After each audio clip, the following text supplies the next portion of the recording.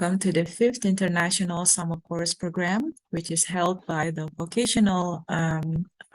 by the College of Vocational Studies of IPB University.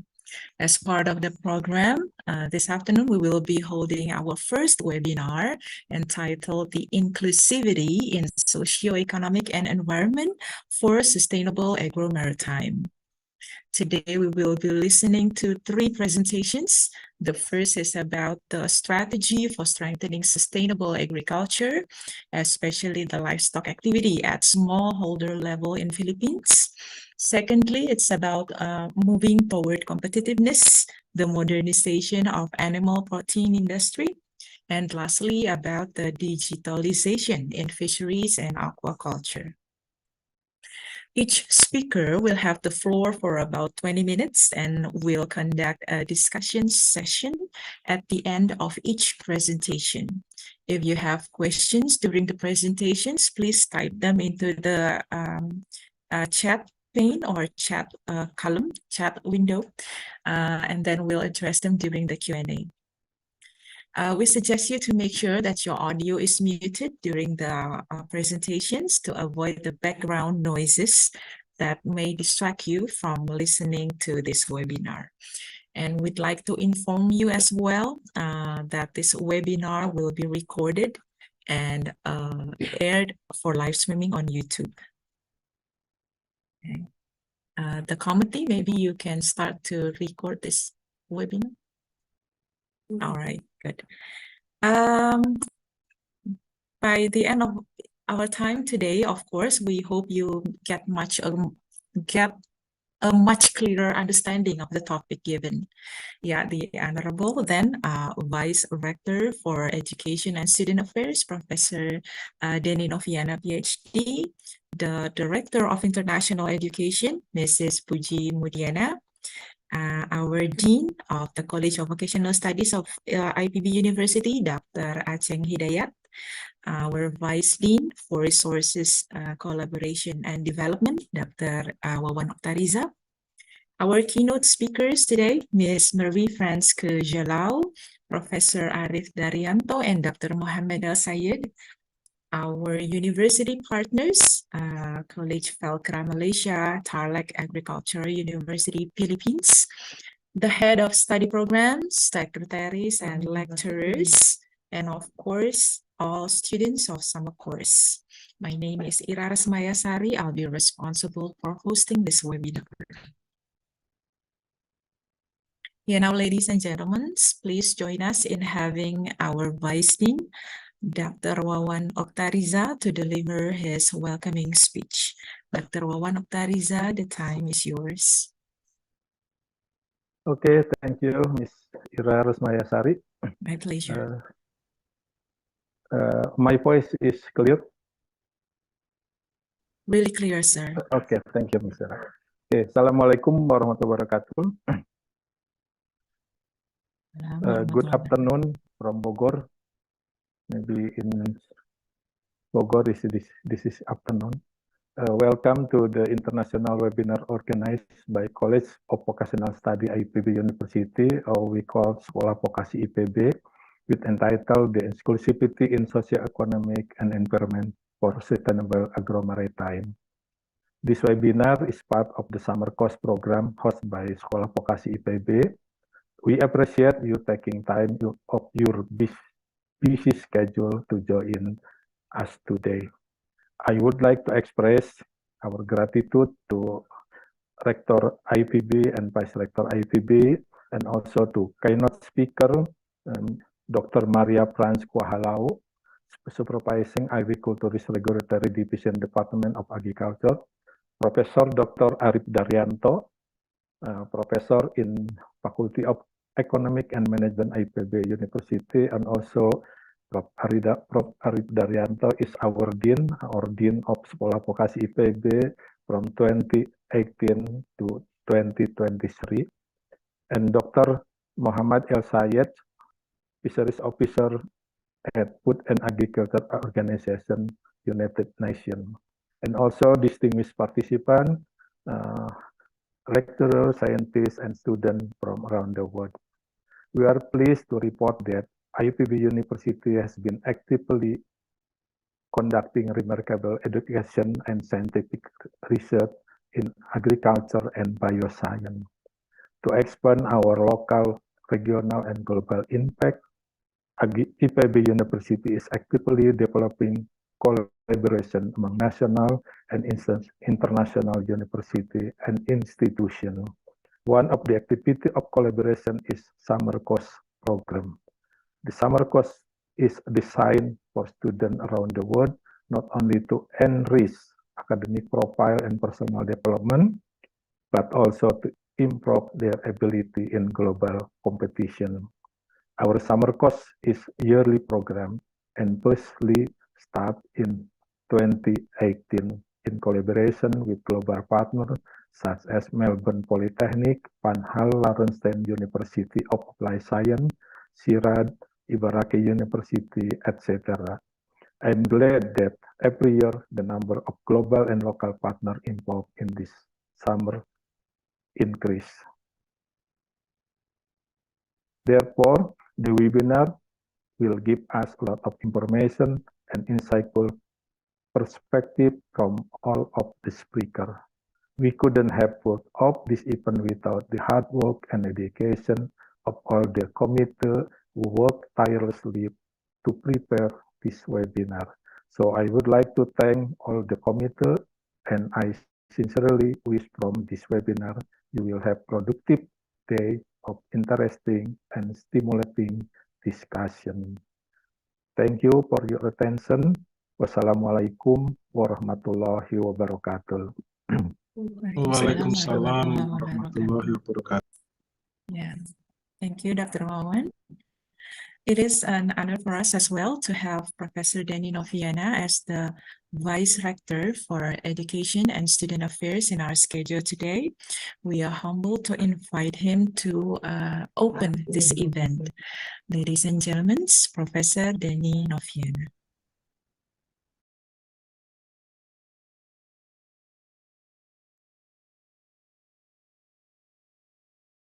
Excellencies, Dr. Aceng Hidayat, Dean College of Vocational Studies, IPB University, Dr. Bagus and Dr. Wawan, Vice Dean, College of Vocational Studies, IPB, Ibu Puji Mudiana, Director of International Education of IPB, distinguished speakers, Professor Marie France Kwejalao, Supervising Agriculturist, Regulatory Division, Department of Agriculture, RFO9, Professor Arif Daryanto, Professor in Faculty of Economic and Management of IPB, and also adjunct professor at the University of New England, Australia, Professor Mohammed El Sayed, Fishery Officer at the Food and Agricultural Organization, College Community Sungai Petani, Mariano Marcos State University, Politeknik Ungku Omar, Tarlac Agricultural University, Sulaiman Demirel University, Organizing Committee Summer Course of Vocational Studies of IPB, Head of Study Program, Secretaries of Study Program, and lecturers of Vocational Studies, and dear student delegates of Summer Course Program around the world. Assalamualaikum warahmatullahi wabarakatuh. Good morning and good afternoon. On behalf of IPB University, let me express my warm welcome at the SV-IPB Summer Course webinar, The Inclusivity in Socioeconomic and Environment for Sustainable Agro-Maritime. You have been kind enough to participate in this activity from the many choices of summer course activities worldwide. I express my heartfelt appreciation. I'm happy to present the SV-IPB Summer Course webinar program organized by the Vocational School of IPB. This program facilitates students and academics to discuss and share knowledge, skills, and experiences designed for students worldwide. This program aims to increase the knowledge and insight of webinar participants, increase opportunities for continued collaboration between IPB University and the universities involved, and to create product design or ideas to solve problems in tropical countries related to agro-maritime.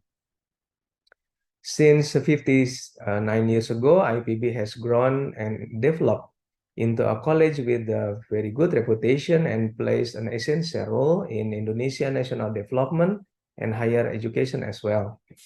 In 2020, IPB University was named the #1 best university by the Ministry of Education and Culture of the Republic of Indonesia. Praise be to God. This year, the World University Ranking Organization again released the QS World University Ranking by Subject 2023. IPB University managed to maintain the best first position in the Southeast Asia region by subject in agriculture and forestry. IPB University is ranked first in Southeast Asia, 8th in Asia, and 51st globally. This ranking is evaluated by 5 indicators: academic reputation, employer reputation, citation, age index, and international research network as well. IPB University has been shown a world-class university by improving its strong position in global ranking. IPB University successfully entered the ranks of the world top 10 university that contribute to achieving Sustainable Development Goals or SDGs. The order conducted by Times Higher Education places IPB contribution in the rank of the world top 10 in 3 SDGs goals, namely SDG number 8, which is decent work and economic growth, which ranked first in the world. SDG 1, which is no poverty in the NINT ranking, and the SDG number 2, or zero hunger, which ranks 10 in the world. We are living in a time when the most significant challenges are those that affect us all. More than ever, we need knowledge and awareness of the threats and opportunities ahead of us. According to Bitrankman, Resident Representative UNDP China 2022, our world now trapped twice as much heat as it did in 2005. Part of the Amazon are releasing more carbon than they absorb, and the Arctic may be ice-free by 2040. Our exploitation of the Earth's natural resources and pollution means 90% of all large fish have disappeared from our ocean. And 1 in 10 people now die from air pollution-linked diseases. More deadly diseases are also jumping from animal to human. We call it zoonotic disease. And new emerging disease, including COVID-19, which has killed around 6.7 million globally.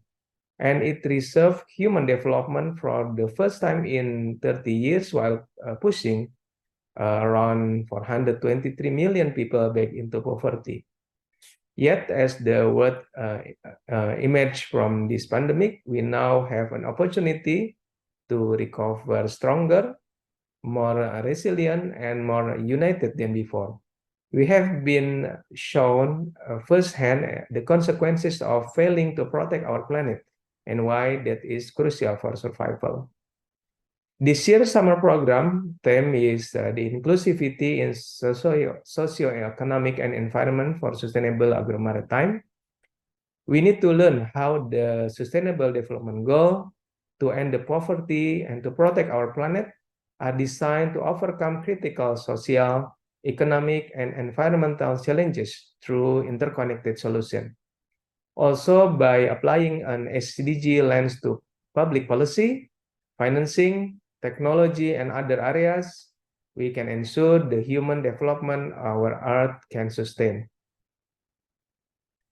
Agro-Maritime 4.0 integrated management of land and sea areas is in an inclusive manner, involving complex social, economic, and ecological systems. This integration is realized through the main approach, namely transdisciplinary, ecological region connectivity, integrated and participatory. Agro-Maritime 4.0 emphasizes that all scientific disciplines play an important role in solving complex agro-maritime issues.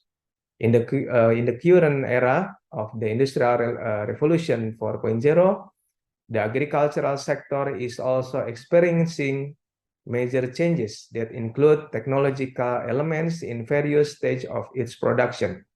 IPB continues to conduct research on smart farming and produce agricultural technologies or products that are beneficial for farmers. This STEM summer course is a unique and engaging program to foster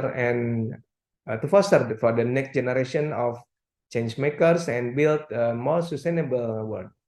Therefore, this summer study program needs to be done since it offers opportunities for the participant to discover different subjects. Not only will this run out your Zoom, but it also offers personal enrichment. With that, I wish you an exciting and rewarding summer program experience. More than ever, the world needs your energy, need your intellect, and need your dedication to global goals, especially for sustainable agro-maritime. I also thank to the Dean of Vocational Studies, IPB University, and the organizing committee for their hard work so that this event could be run well. With this word, I declare the SV-IPB Summer Course webinar, the inclusivity in socioeconomic and environment for sustainable agro-maritime open. Thank you for your kind attention. Wassalamualaikum warahmatullahi wabarakatuh.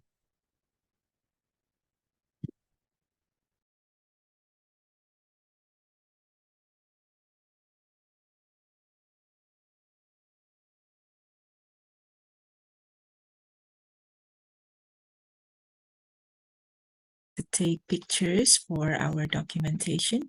Thank you. The committee, would you mind helping me? Yes, are you or Pak Dery, are you there? Okay. Yeah. Miss Ira. Okay. Thank you. I will count in my laptop has 8 slides. Okay. For the first slide. Okay. 1, 2, 3. The second slide. 1, 2, 3. Okay. The third slide. 1, 2, 3. The fourth slide. 1, 2, 3. Okay, I think enough, Miss Ira. Thank you so much, Mr. Dery, for helping me. Yeah, moving right along then, it is now my pleasure to introduce the moderator of the next session, Ms. Antonia Rumandang Sinaga. Yeah, she is the lecturer in the Management of Industry study program. She earned her bachelor's degree in management from Pajajaran University and her master's in business and management from IPB University. She was also the chairman of the agro-industry summer course for the period of 2020 to 2021. Yeah. Hello, Ms. Tonya, how are you? Hello, Mrs. Ira. Yeah, doing great? Doing great, perfect. Thank you so much for being the MC for today. Okay, great. Then you are ready to lead the next session then, yeah? Yes. Oh, we are having troubles in our audio. I will stop talking then. Over to you then, Ms. Tonya. Thank you, Mrs. Ira. Okay. Sorry. Assalamualaikum warahmatullahi wabarakatuh. Good day to you all. Waalaikumsalam. Good day to you all. Shalom Om Swastiastu Namo Buddhaya. The Honorable Vice Dean of Resources, Collaboration and Development, College of Vocational Studies, IPB University, Dr. Insinyur Wawan Oftariza MSI. We welcome you to this event. Also distinguished speakers, lecturers, students, guests, ladies and gentlemen. A very warm welcome to you all. We are going to start the presentation. May all participants please keep their microphone still muted and turn on their camera during the presentation. Your cooperation will be highly appreciated. Thank you so much. And thank you very much for attending this special event of the 5th International Summer Course webinar, Inclusivity in Socio-Economic and Environment for Sustainable Agro-Maritime, hosted by College of Vocational Studies, IPB University. I would like to introduce myself. My name is Antonia Rumondang Sinaga as a moderator today for this event. To shorten it, you speakers can call me Mrs. Tonya or Miss Tonya.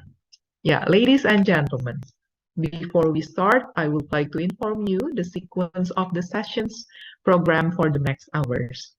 We will have 3 speakers, and each speaker will be given time of 20 minutes for the presentation and another 5 until 10 minutes for the Q&A session. In the end of this session, for participants, if you have a question during a presentation, you can put it on the chat in the Zoom chat window, or you can wait for the Q&A session. For the Q&A session, you can ask the speaker directly by clicking the raise hand symbol on your screen. And please wait until I mention your name before you open your mic. Yeah, without further ado, please may I invite the first presenter to present the presentation. Our first speaker. May I introduce the first speaker, Dr. Marie-France Q. Jallow, DMP, MRDF. And her theme for presentation is Strategy for Strengthening Sustainable Agriculture, Livestock Activity at Smallholder Level in Philippines. Next slide. Okay, Mrs. Marie-France, the time is yours.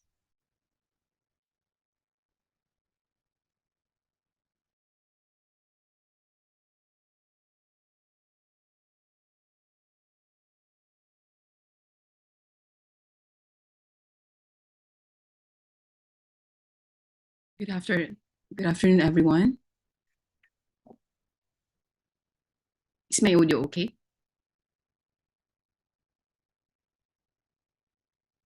It's okay, Miss.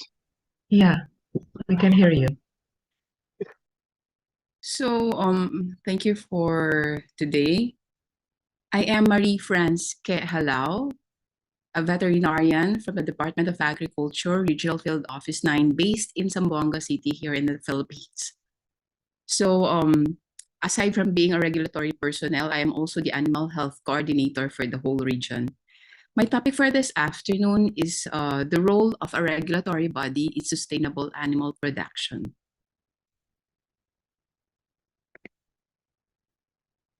So the outline of my discussion will be, I will be briefly introducing the country as well as the regional profile. And then next will be the Philippine Department of Agriculture Regional Field Office, and then its regulatory activities.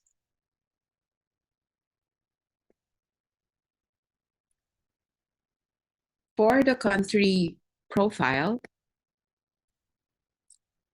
so this is the Philippines. Philippines, as you all know, is an archipelago. It's composed of about 7,100 islands. And basically, Philippines is mainly divided geographically into 3. So we have the mainland Luzon, Visayas, and then Mindanao. But administratively, we are further subdivided into 17 regions. So where I belong is Region 9, or what we call, or otherwise known as the Zamboanga Peninsula. Zamboanga Peninsula is composed of 3 provinces, 4 cities, and 1 highly urbanized city. Compared to the whole of Philippines, the land area of the Zamboanga Peninsula is about 17,000 square kilometers as compared to the 300,000 square kilometers of the Philippines, and we are only composed of about 4 million population.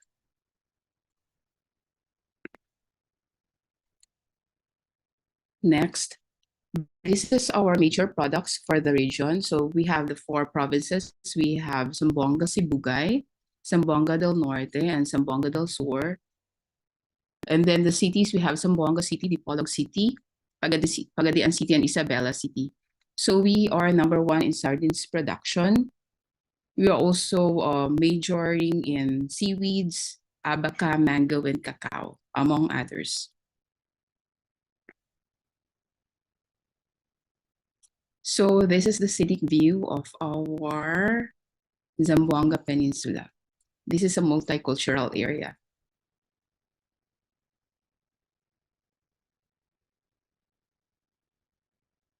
So next, we have the Philippine Department of Agriculture. So this is a fractional organizational structure, just an idea to give you an idea about our agency. So we are headed by a regional executive director, and we have 6 divisions. We have the field operations divisions, which is in charge for the animal production and the rice, corn, and other high-value crops. And then our agribusiness and marketing assistance division, this is for the marketing. Our engineering division for the infrastructure, research division in charge of our researches. And then the regulatory division, where I belong, we implement and enforce policies and guidelines. And then our support system, of course, is we have the integrated laboratory division. We have the soil testings, our animal disease diagnostic lab. We have our field analysis laboratory and our regional crop protection center, which is in charge of the pest identification. Now, for the mandate of the department is that our agency is responsible for the production of agricultural development by providing the framework, public investment, and support needed by domestic and export-oriented business enterprises.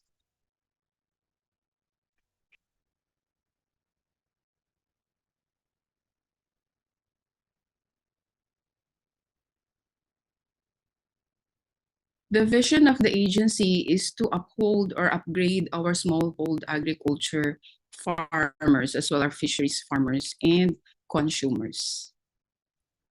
Its transformation is guided by the practices of resource sustainability, principles of social justice, and strong collaboration between government and private sector.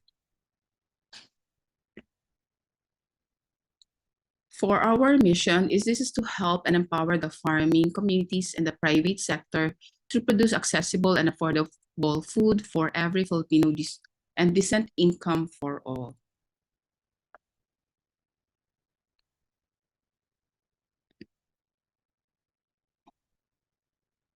Now let's go to the regulatory activities, which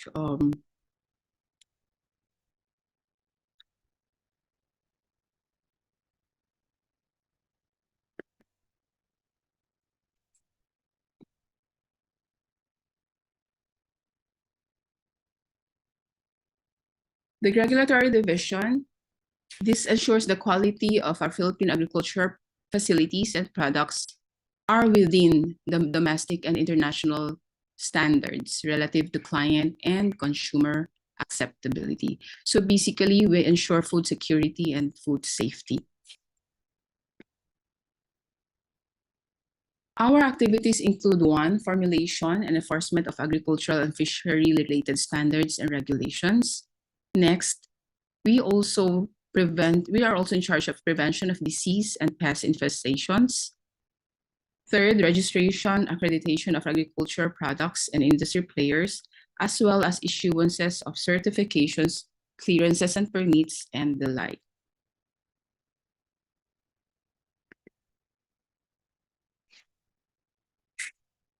Now for our formulation and enforcement of agricultural standards and regulations, for this purpose, since we will be focused on the animal aspect of the division. So there are policies or Republic Acts formulated, as well as guidelines, good practices, and Philippine standards that are being set as guidelines for all stakeholders involved. Next is we have the prevention of disease infestation. So as a division, we are in charge, or we conduct regular monitoring, animal disease monitoring, investigation, as well as surveillances. So we do surveillances, one, to detect, for early detection of animal diseases. Next is we also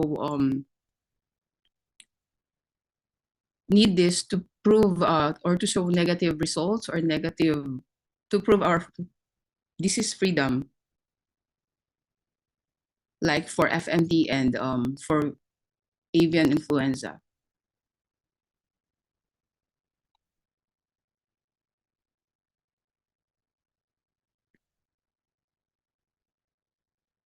Next week, we are also in charge of developing response plans as well as contingency plans in case of incursions of diseases. So somehow we will always be ready.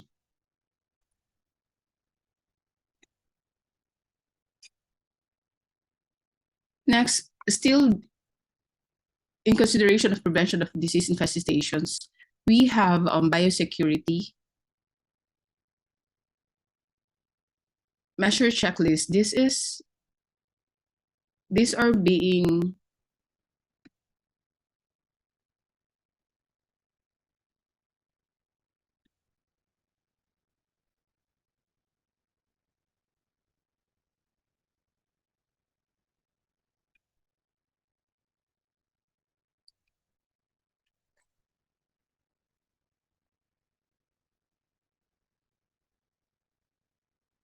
so we have this biosecurity checklist, like for swine farms and for poultry farms. So during our facilities inspections, we have to help the farms. We strongly encourage everybody involving farmers and livestock farmers, including poultry raisers, to follow all these biosecurity measures and checklists.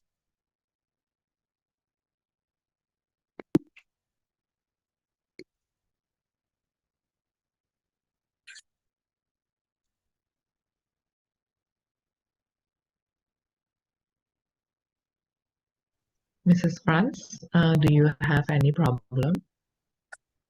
We may assist. Is it okay now? Okay.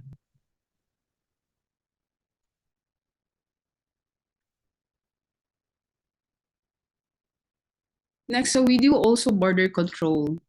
So we have checkpoints situated in our borders, land, sea, and air. So through our land borders in between regions, we have checkpoints. This is to prevent transboundary diseases from coming into area and going out to other regions of the country.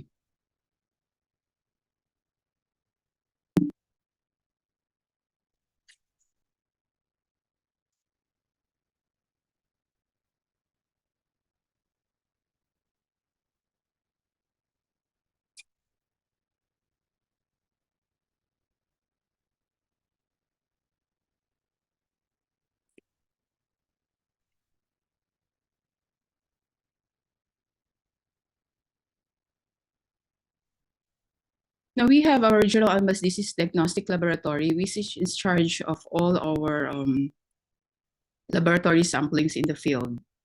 So we have the following tests that they can offer. We conduct parasitology, bacteriology, virology, serology, as well as we also conduct fluorescent antibody tests for rabies.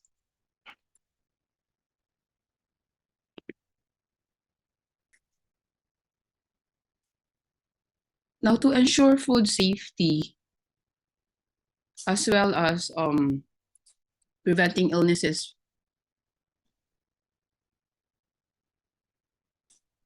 to our animals, regular inspection and audits are being conducted in feed establishments. So we have this what we call agrivets, or agricultural tradings. So they sell feeds. So this is regularly checked and monitored if their feeds are still within standards before selling them to the market. as well as the source of the feed manufacturers.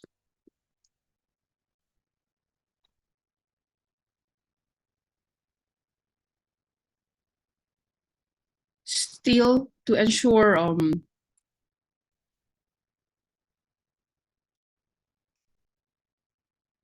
to prevent illnesses coming in from farms, regular monitoring, registration, and inspection, as well as audits of these farms are being conducted.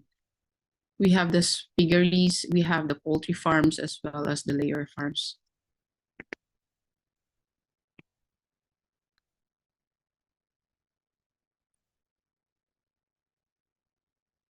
For the public to be able to understand the policies or what the government, when the government would like to send out memos or guidelines, we regularly conduct public consultations for the information of the farmers, the livestock holders, even the local government technicians. So we usually conduct information education campaign, meeting forums, and trainings to these stakeholders.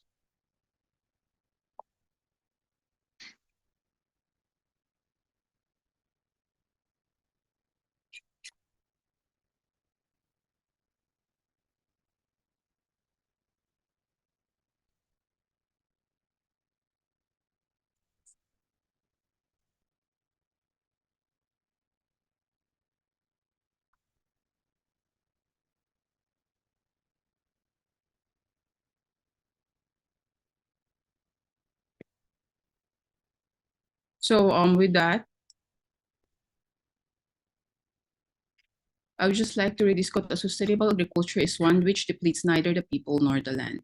So at this point in time, I'd like to thank the IPB rector, vice rector, dean, the vice deans, the faculty, and all in charge of the summer course program. Thank you very much for the invitation and congratulations.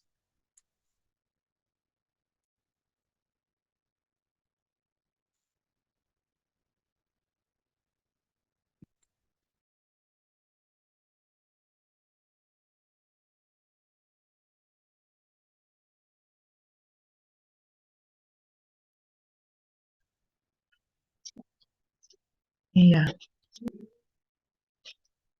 Mrs. Marie France, are you done?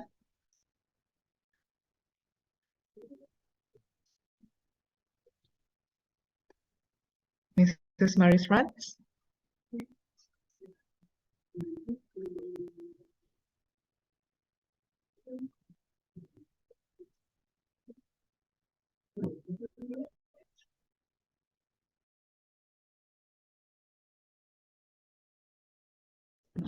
Okay. Now, Mrs. Marie France, yeah, can you hear me? Yeah, We will have a question and answer session after this. We will give the opportunity for all of the participants to ask the questions. Please raise your hand so I can see on the screen who will be the first to ask the question. But before, I'm so sorry, Mrs. Marie France, because of our technical failure before, we haven't share your short curriculum vitae, and we will now introduce you. I'm so sorry for our technical problem before. Yeah. Dr. Marie France, Q Jalao, DVM, MIG, Div, DEF. I'm sorry. Yeah.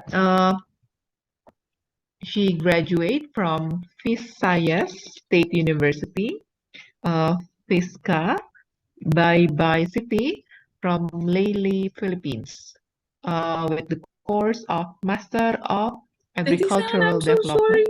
I'm so distracted. Yes, I'm sorry. It's okay. Yeah, may I continue? Yeah, Master of Agricultural Development from 2003 until 2009. And then she also graduated from University of the Philippines, Los Baños, Laguna, Philippines, with the course of Doctor of Veterinary Medicine, 1995 until 2001. Oh, the same with my parents. Los Baños, Philippine University of Philippines. Western Mindanao State University, Zamboanga City, with the course of Bachelor degree of Science in Nursing, 2004 until 2006. Yes.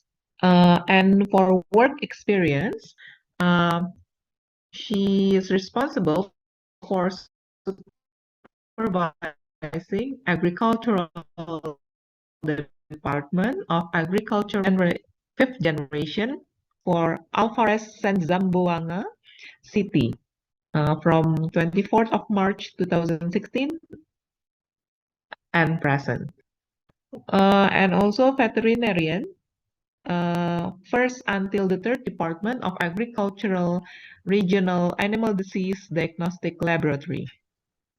From veterans, I'm sorry if I mentioned it wrong, Tetuas, Zamboanga City from November Ini 2001 until March the Bapak 23rd, pejabat udah nggak ada kan? 2016. Pak Wawan juga nggak ada kan? Ya? Okay. Thank you for coming, Mrs. Marie-France, and we will continue with the question and answer session. Is there anyone? We haven't seen any question from the meeting chat, but we have someone who is raising his or her hand. Okay, we have Zefania Gultom. Yeah, committee, please give Zefania his, yeah. Can you open your mic now, Zefania? No? Okay, wait, please. Please try again. Thank you so much for the opportunity, Miss. Yeah. But, I want to ask something about the part of regulatory. There is from one of the slide that I want to know about the border control. I didn't understand enough what kind of standard must be met in the control of industrial players. I see one of the slides explained about registration standards of industrial players. Thank you so much, Miss. Thank you. Thank you for the question. Actually, there are no standards for the border control. It's just that we follow some guidelines on what to do or what not to do during transport of either live animals, animal byproducts, and products. This is to prevent the border controls are there to prevent transboundary diseases from coming into the area or from going out and infesting other areas. Okay. Zefania, are you from College of Vocational Studies? Yes, Miss. I'm Yeah. from vocational student, major of technology and management of aquaculture. Oh, yeah, from aquaculture. Yes. Thank you for your question. Is the answer enough for you? Did I answer? Okay. Mrs. Marie-France, do you want to add something? No, I just wanted to ask if I was able to answer her question. Did I understand the question right? Yes, now I Apakah cukup menjawab pertanyaannya? it's clear for me. Thank you. Okay. Thank you, Miss. Thank you. We also have another hand raised. Oh, it's gone? Who is it? I'm sorry. I cannot see it now.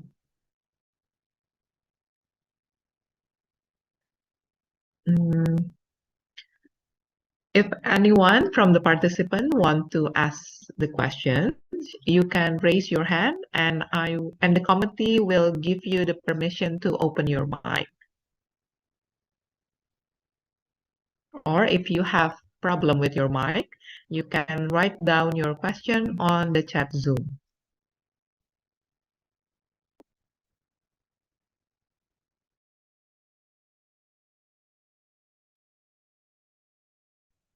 Okay. We have Rabiatul. Rabiatul 1029. Okay, Rabiatul, you can open your mic. Thank you, Miss and the committee. Yeah. I would like to ask Miss Franz about something. In one of your slides, I noticed that there are prevention for infections for the animals in the farm. So I wonder if one of the animals in the farm gets infected by any diseases, what are the measures taken to prevent the infection from spreading? Will the infected animal be slaughtered or something else? That's it. Thank you. It depends on the Okay, thank you. it depends on the disease or what the disease first you have to get your labs confirmed and know the disease, but of course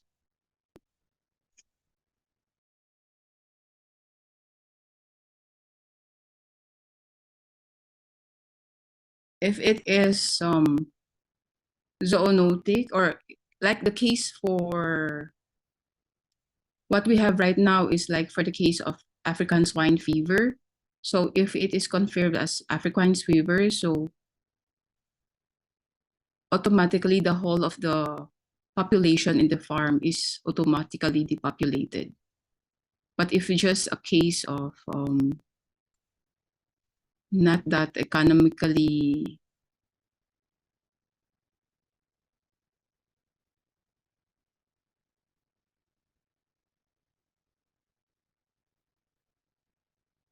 which hello if it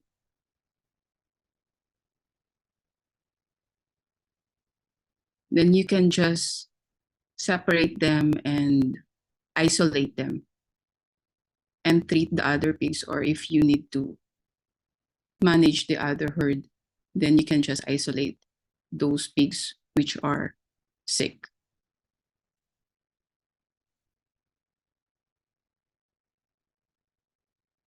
Okay, Mrs. Marie Franz.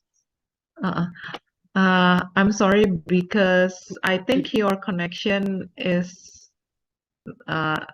not good enough. We only we're hear having a you. really bad weather today. Yeah.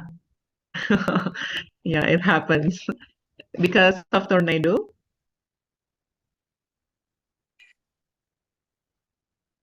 Okay. Maybe we can continue with one other question because of our time is not enough. But the rest of the questions you can deliver it through Mrs. Marie Frank's email, or you can or we will accept the questions and we will make it sure to deliver it to Mrs. Marie France. Yeah. The next questions will be coming from Regina Ratu Paira. Yeah. You can open your mic.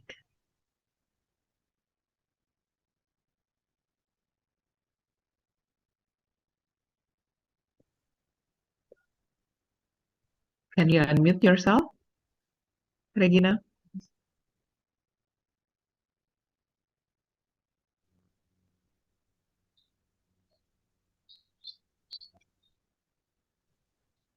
You can ask your question now.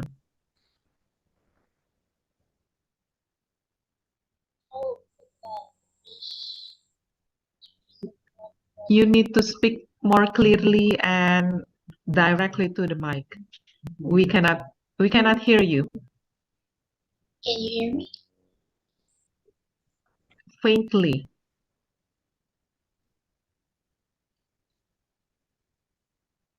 Or you may write it down on the chat Zoom, please. Okay. Yeah, it will be better, I think.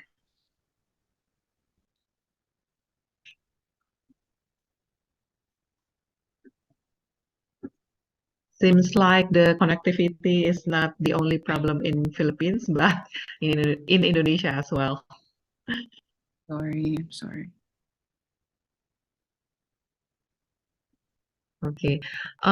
So sorry for Folikasi and also the others. If you want to ask your question, we will deliver it to Dr. Marifrans. Okay. Regina, she is asking, how about the fisheries product ability? Maybe ability, yeah. Ability. Is it also have regulation in Zamboanga Peninsula? Mrs. Franz?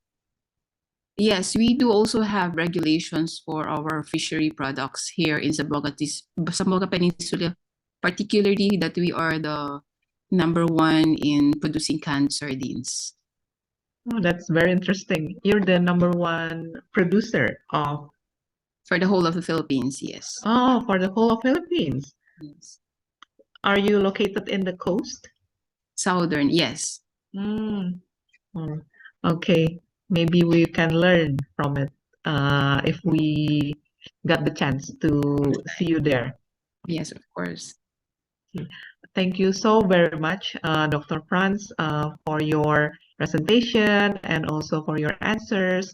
I'm also so sorry for the next questioners because we cannot answer you directly now. Maybe you can ask your other question for our next speaker. Yeah, because the time is tight, so we have to continue with our next session. Thank you so much, Mrs. Franz, Dr. Franz, for your time. Thank you very much. I'm sorry Yeah. again for the question. Yeah, no problem, no problem. Yeah, it happens. Okay. The committee, please, can you present the next bumper? Okay. Yeah, without further ado, may I invite the second presenter, that is our one and only Professor Dr. Insinyur Arif Daryanto, MHA, with the topic of moving toward competitiveness, modernization of animal protein industry. Yeah, he is our previous dean in our College of Vocational Studies, IPB University, and I'm sorry. He has his master's degree from Diploma of Agricultural Economics and Management and Master of Economics from University of New England, Australia, 1990. And he also finished his doctoral degree, Doctor of Philosophy from University of New England in 1999. He is the permanent lecturer in the Department of Agricultural Social Sciences, Faperta IPB, from 1986 until 2000, and also a permanent lecturer in the Department of Economics, FEM IPB, from 2001 until 2023. And he is also the professor in the field of economics development, FEM IPB, in 2022. His career experience, as I mentioned before, he is the previous dean of our vocational College of Vocational Studies, IPB University, until 2023. And also, after that, he is the head of IPB Leadership and Executive Education Institute. And yeah, and without further ado, may I invite our second speaker, Professor Dr. Insinyur Arif Daryanto, MHA. Please, Professor, the time is yours. Oke, terima kasih Bu Tonya. Tadi tadi diminta apa namanya addressing you as Miss Tonya ya. Okay, I was you're right that I was the first dean of Sekolah Vokasi IPB, and then now Dr. Aceng Hidayat is the second dean. Then actually Bu Tonya, I would like to say Assalamualaikum dan juga selamat sore ya kepada semua peserta, all the participant for the summer course this year. And I guess the participant came from Sekolah Vokasi, IPB University, and also Tarlac University from Philippines, and also Velcra College from Malaysia. And also saya juga mengucapkan selamat sore kepada Ketua Program Studi yang hadir pada hari ini, dan juga tidak kalah pentingnya terima kasih kepada all steering committee ya yang menyelenggarakan acara ini. Acara ini merupakan acara yang sangat bagus untuk para mahasiswa, dan juga for the lecturer also is really very good to improving the knowledge on sustainable agriculture. So Bu Tonya, I would like to change actually the title of the presentation become Sustainable Agricultural Development, Food Security and the Role of Livestock, just to make an harmony presentation from two other speakers and also from the welcoming speech for Pak Rector this afternoon. So my presentation outline is that the first I would like to motivate all the students on introductory remarks, and also I would like also to share mega trends affecting the global food sectors in the world, and what is the sustainable agriculture development, and also related to the food security, and then role of livestock in sustainable agriculture development, and also concluding remarks. Next, I would like to share the quotation from Charles Darwin. He's the father of evolution. He said that it is not the strongest of the species that survive, nor the most intelligent. It is the one most adaptable to change. Bukan spesies terkuat yang akan bertahan, dan juga bukan yang terpandai, tetapi yang paling beradaptasi terhadap perubahan. So we are now turning to the era of sustainable agriculture. So we should change, or we should shift our mind to this latest concept, sustainable agricultural development.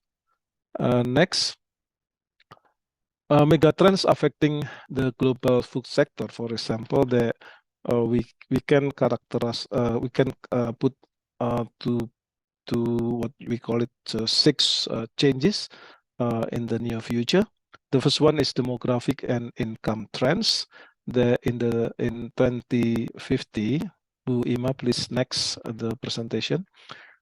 In 2050, there will be 10 billion people, and also growing income per capita and increasing urbanization will make the pattern of the production and also consumption will be changing. The second category for the mega trend is consumption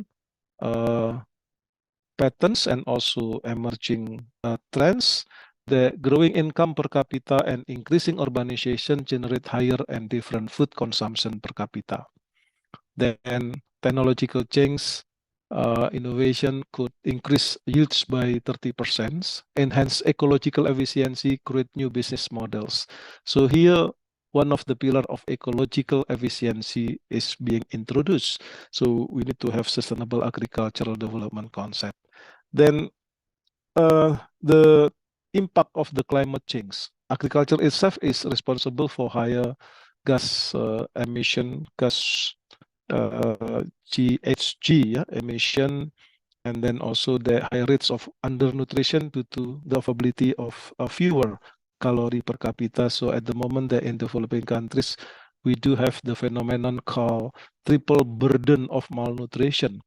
One is obesity, one is under the undernutrition, and the third one is lack of micronutrients. So we call it triple burden malnutrition will affect the numbers of the poor people in developing countries.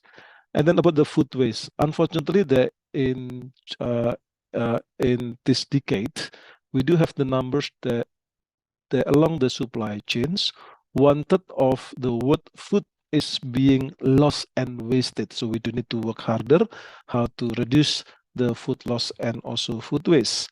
Then the last one is about the competition for the natural resources.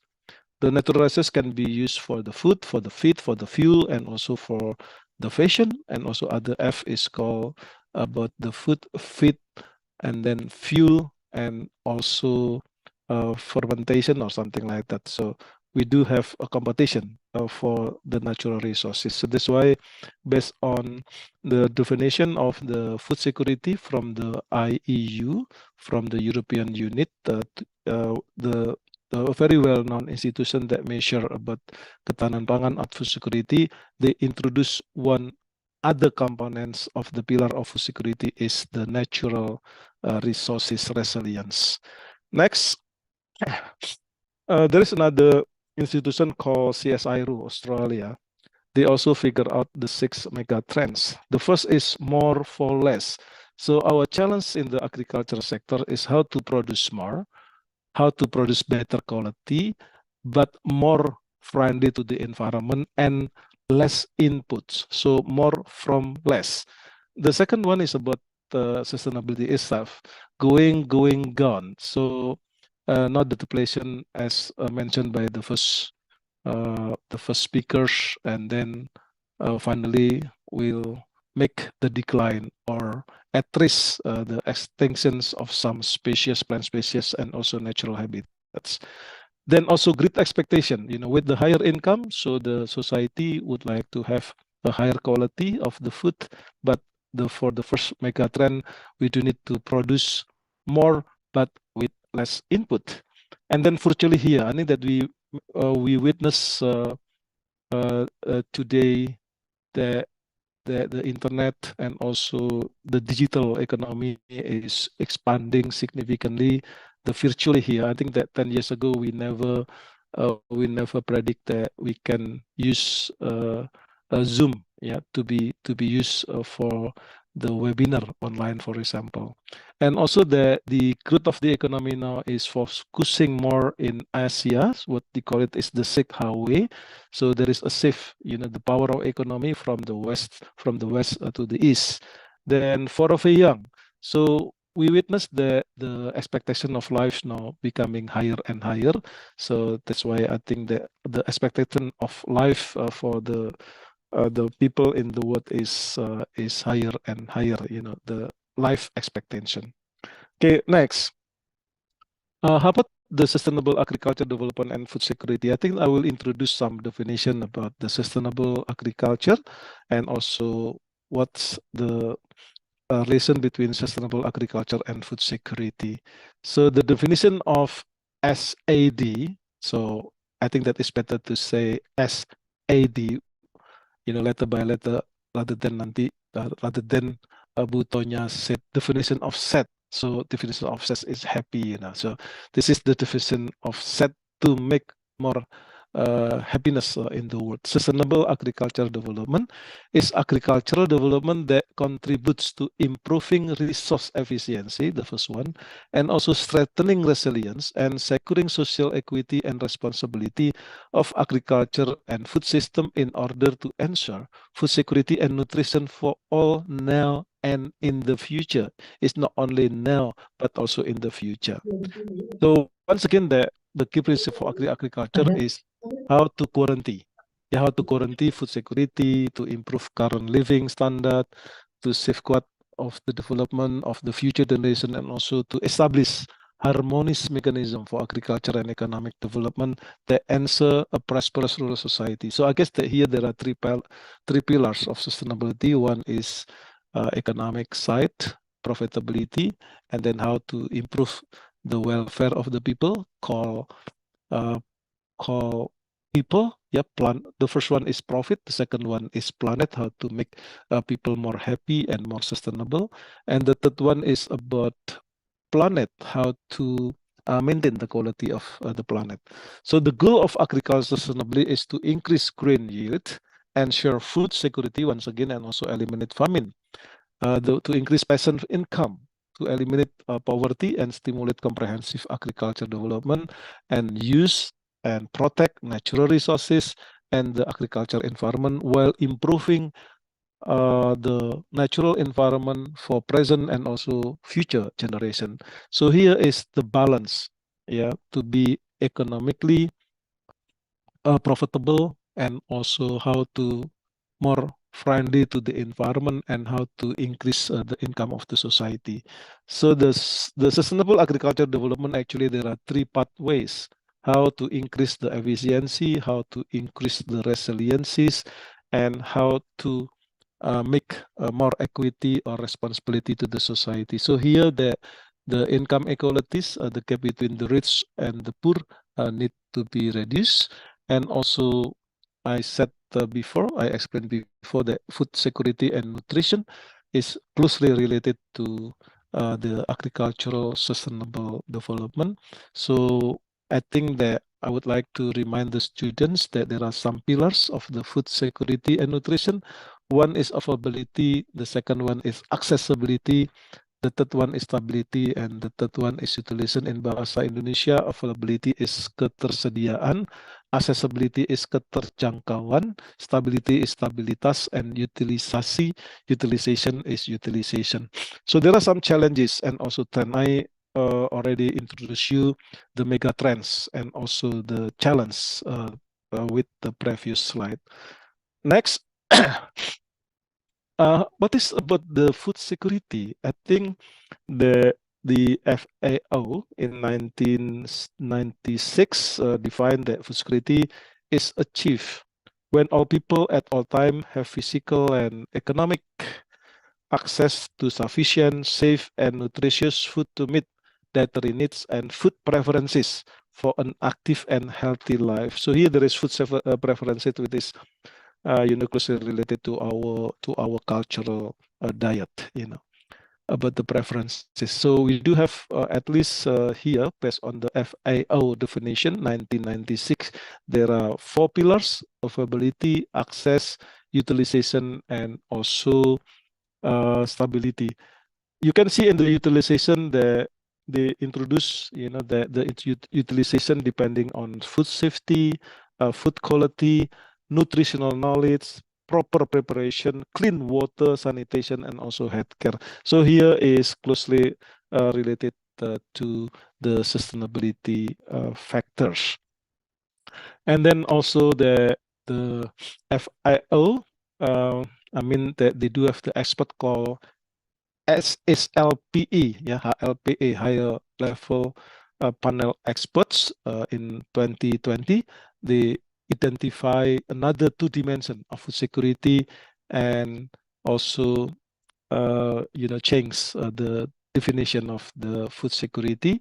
And the SLPE define the food security having 6 dimensions: a situation that exists when all people at all time have physical, social, and economic access, sufficient, safe, and nutritious food that meets their dietary needs and also food preferences.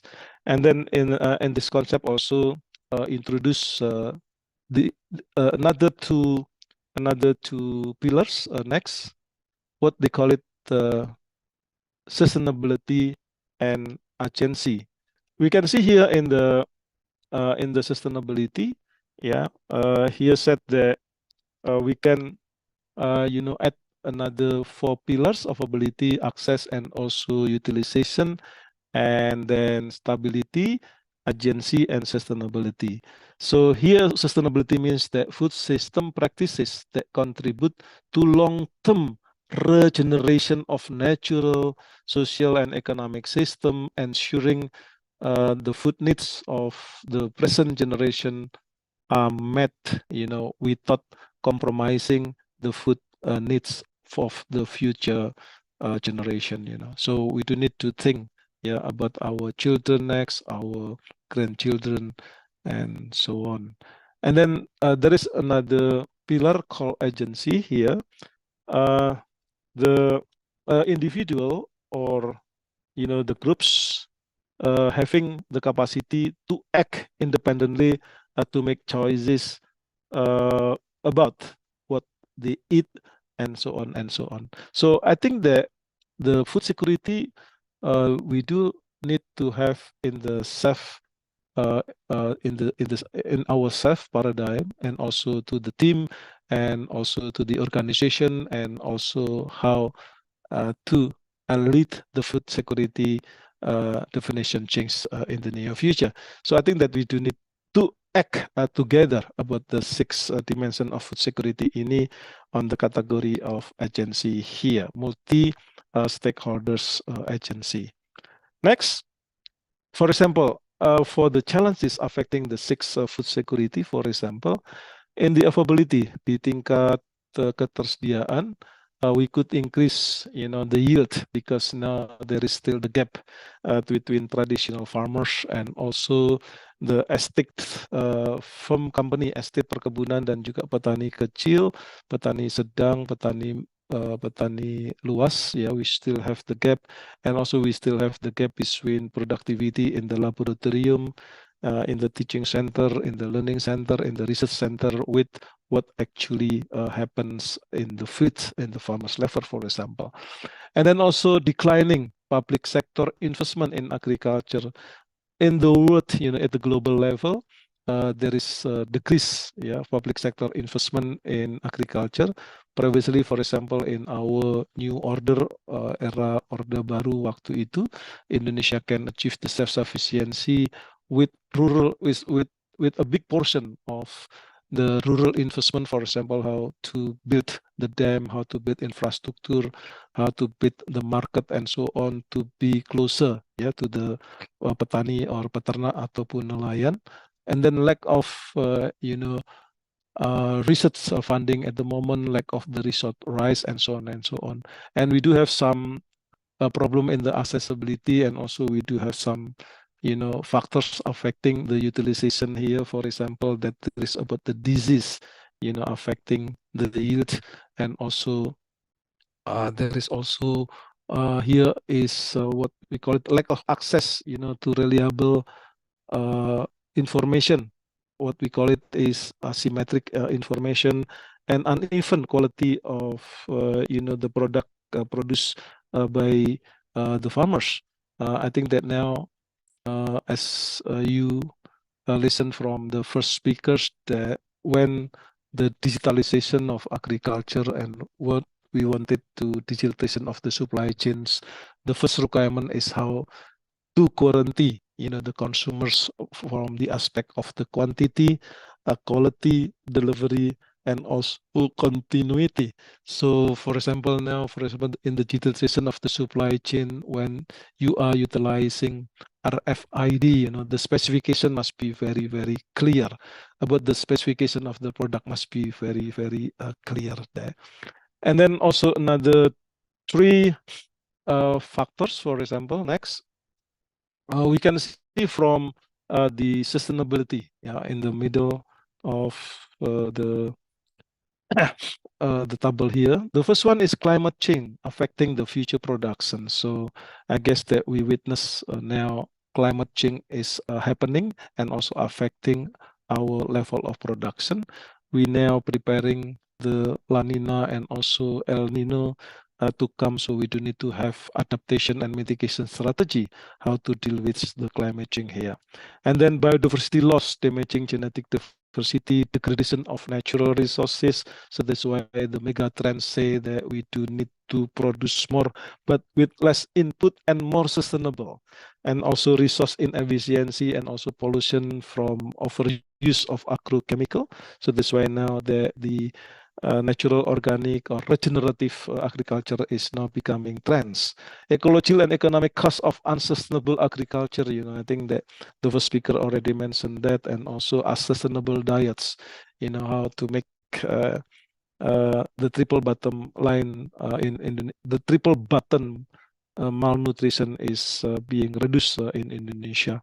And then about the sustainability is also from the perspective of the youth, declining youth interest in agriculture. How to deal with this? I think that there is interest in agriculture for young generation is being declined, so we do need to deal with this also, and also population change and also urbanization.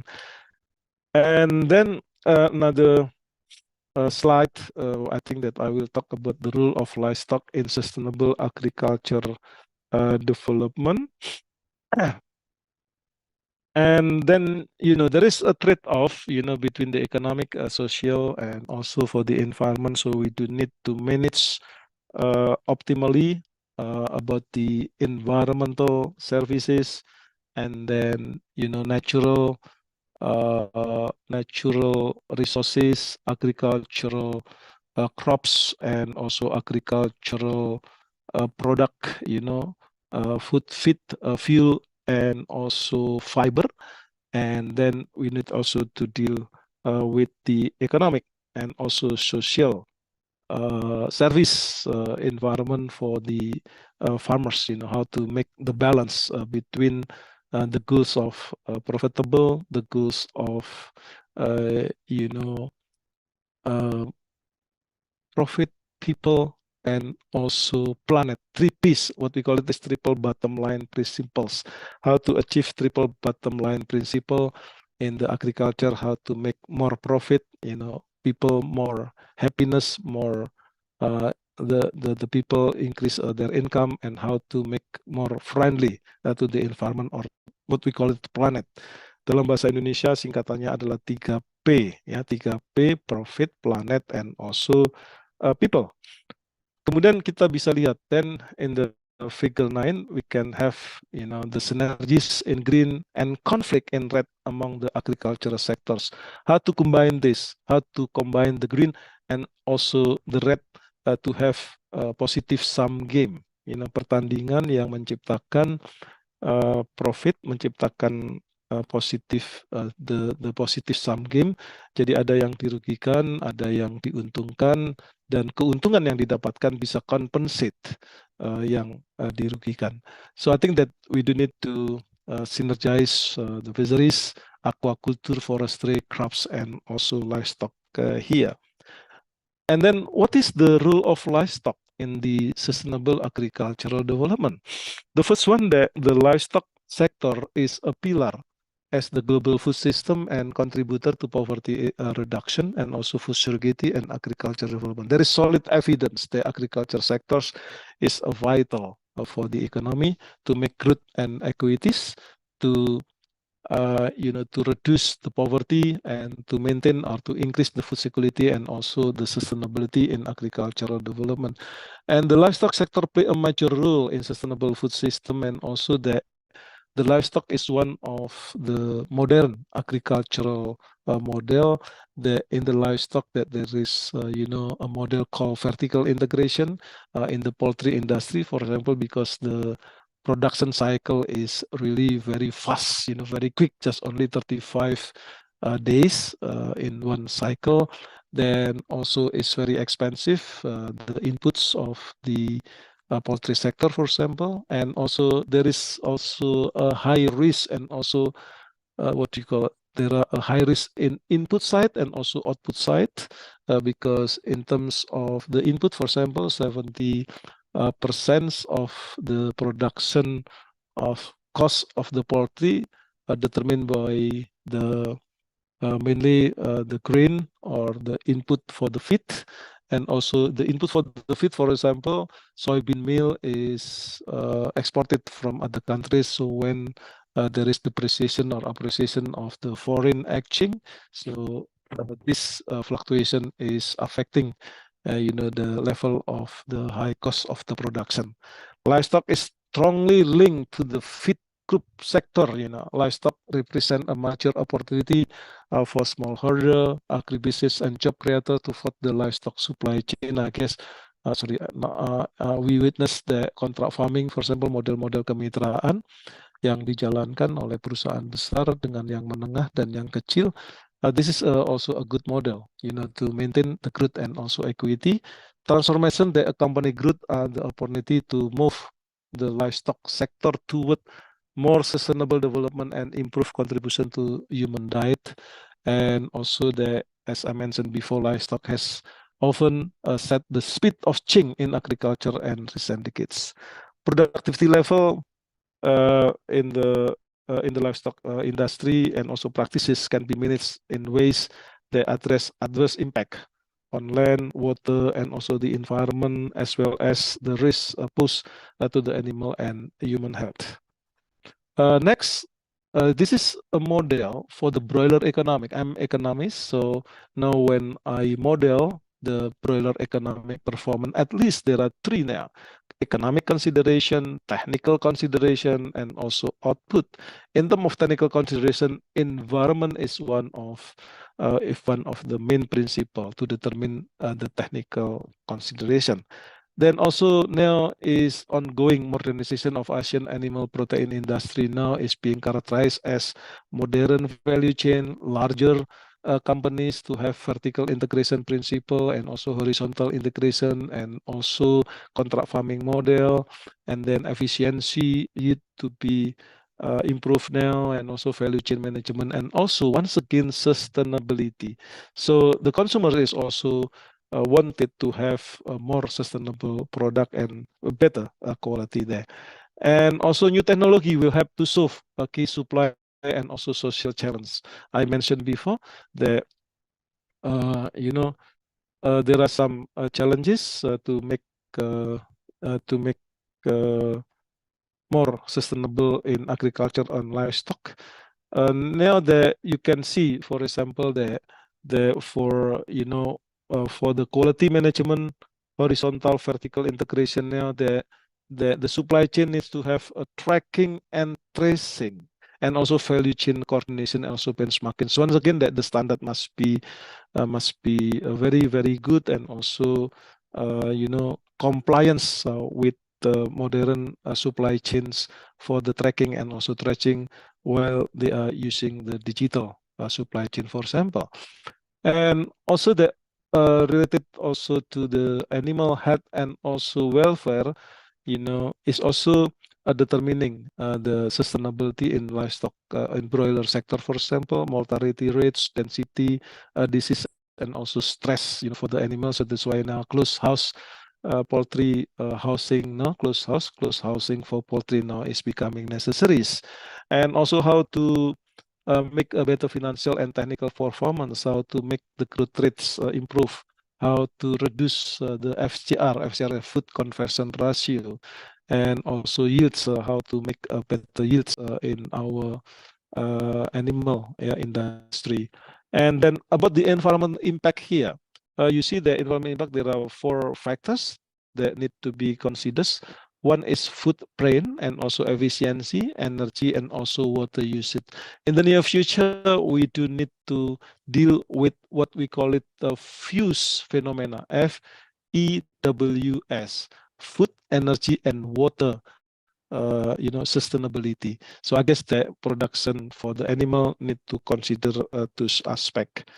And then next, Bu Ima, there are also how to make more value addition. So our paradigm need to be shifted from just only concern on quantity, self-sufficiency, to qualities. For example, here how to make the value addition in the supply chain here.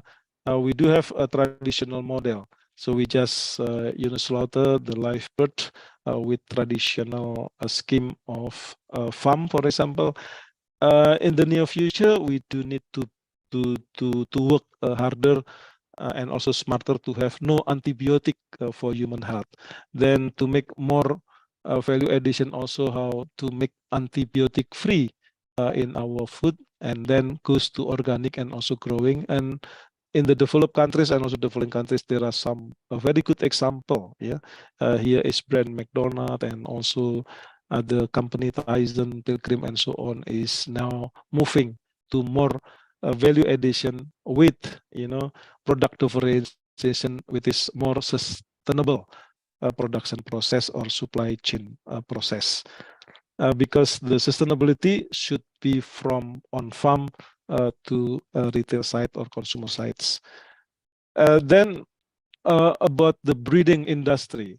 I guess that in the breeding industry, in the chicken industry, for example, chicken meat industry, previously in 1960, the global industry just only focus more on growth, about the weights of the chicken. But now, excuse me, and today there are concern about the chicken performance and environmental impact. So this is related to the sustainability, about the growth, about the youth, about the livability, about the robustness, and also feed conversion efficiency or FCR, and also about the animal welfare, and also fitness of chicken is also being considered also, and reproductive fitness, and also being consistent. So there are three main factors. Previously in 1960s just only focus more on growth, but now is a variety factors determining the breeding goals in the chicken industry, for example. Concluding remarks from Irene Rosenfeld, I just only to remind you that it is clear the agriculture done right, it is the best mean the world has today to simultaneously tackle food security, poverty, and environmental degradation. Demikian Bu Tonya dan juga para mahasiswa. I guess that I use campur-campur bahasa Inggris dan bahasa Indonesia, so the student from overseas could learn bahasa Indonesia. Bahasa Indonesia is simple and easy to learn. Terima kasih. Terima kasih. Thank you very much, Professor Arif, for a very compact and insightful presentation about the megatrends affecting the global food sector, also the sustainable agriculture development and food security, and also the role of livestock in sustainable agriculture development. Thank you. Terima kasih for the knowledge sharing, Professor. Very interesting insights share. I'm sure it will be very useful for us, either for summer course participants and for those who have not yet become the summer course participants. Okay, we are now entering the question and answer session. If there is questions, you can write it down on the chat Zoom, or you can raise your hand. We have already 3 participants who raised their hand, and I will ask the committee to please help give them the permission. And I will invite Polikasi for the first questioners. Yeah. Okay. Am I audible, Miss? Yes, you are. Okay, thank you. First of all, I want to say thank you to these good presentations. I'm Volika and I'm from communication, digital, and media. So it's a new thing for me to learn about sustainable agriculture and so on and so on. So I just wondering, it's so complex about SID, and then it's on collaboration of some stakeholder and partnerships to achieve the goals. And I just wondering what we can do as individual person who not really understand about the system. So how we can make impact as individual. So that's my first questions. If I can to ask more questions, my second question is there's there's pillar of food security pillar is like availability, access, utilization, and stability. And in Indonesian case, which is more important and why? So that's my question. Thank you. Yeah, thank you, Volika. Prof, do you hear enough? Yeah, I think it is better to collect all the question because I should leave at 3 o'clock because I should be examiner of my students. So I could manage my time to answer all the questions. Makasih, Bu Tonya. Okay, and we will do it just that. We will give the opportunity for 3 questioners, and the second one will be from Izzuddin Haidar. Please, you can unmute yourself. Yes, thank you for this opportunity. First, my name is Izzuddin Haidar Al-Qassam. I'm from Management of Agribusiness. My question is, how we deal with the conceptual model of sustainable agriculture with livelihood reality in rural area. Since a lot of our farmers still struggling for fulfill their daily needs. Enough, thank you, Mr. Ren. Okay, so how the small farmers who is still struggling? Yeah, okay. And then the third question will be coming from Naila. Okay, Naila, can you unmute yourself? Yes. Okay, thank you for the opportunity. First, I want to ask about the how do we make change and increase support for the farmers so that can make have a bigger positive impact and not be replaced by robotic. Thank you.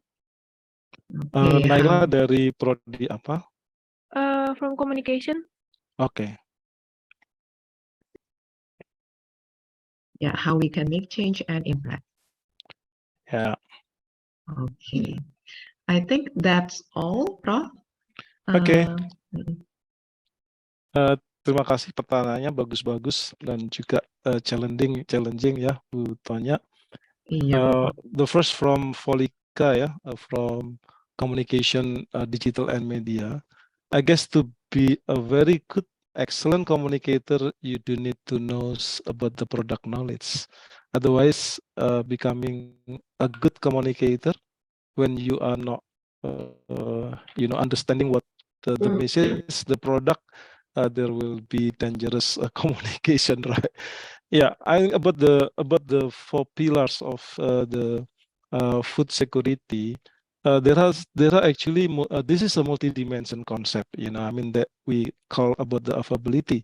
About the availability, I think that you do need also to know about the availability is being determined by domestic production and also food stock. We do have, yeah, and also imports. If the domestic production is not enough, so the country must import, for example. And also there is food aid from developed countries to developing countries, bantuan pangan. So once again, that when we are lack of the domestic production, so import is not what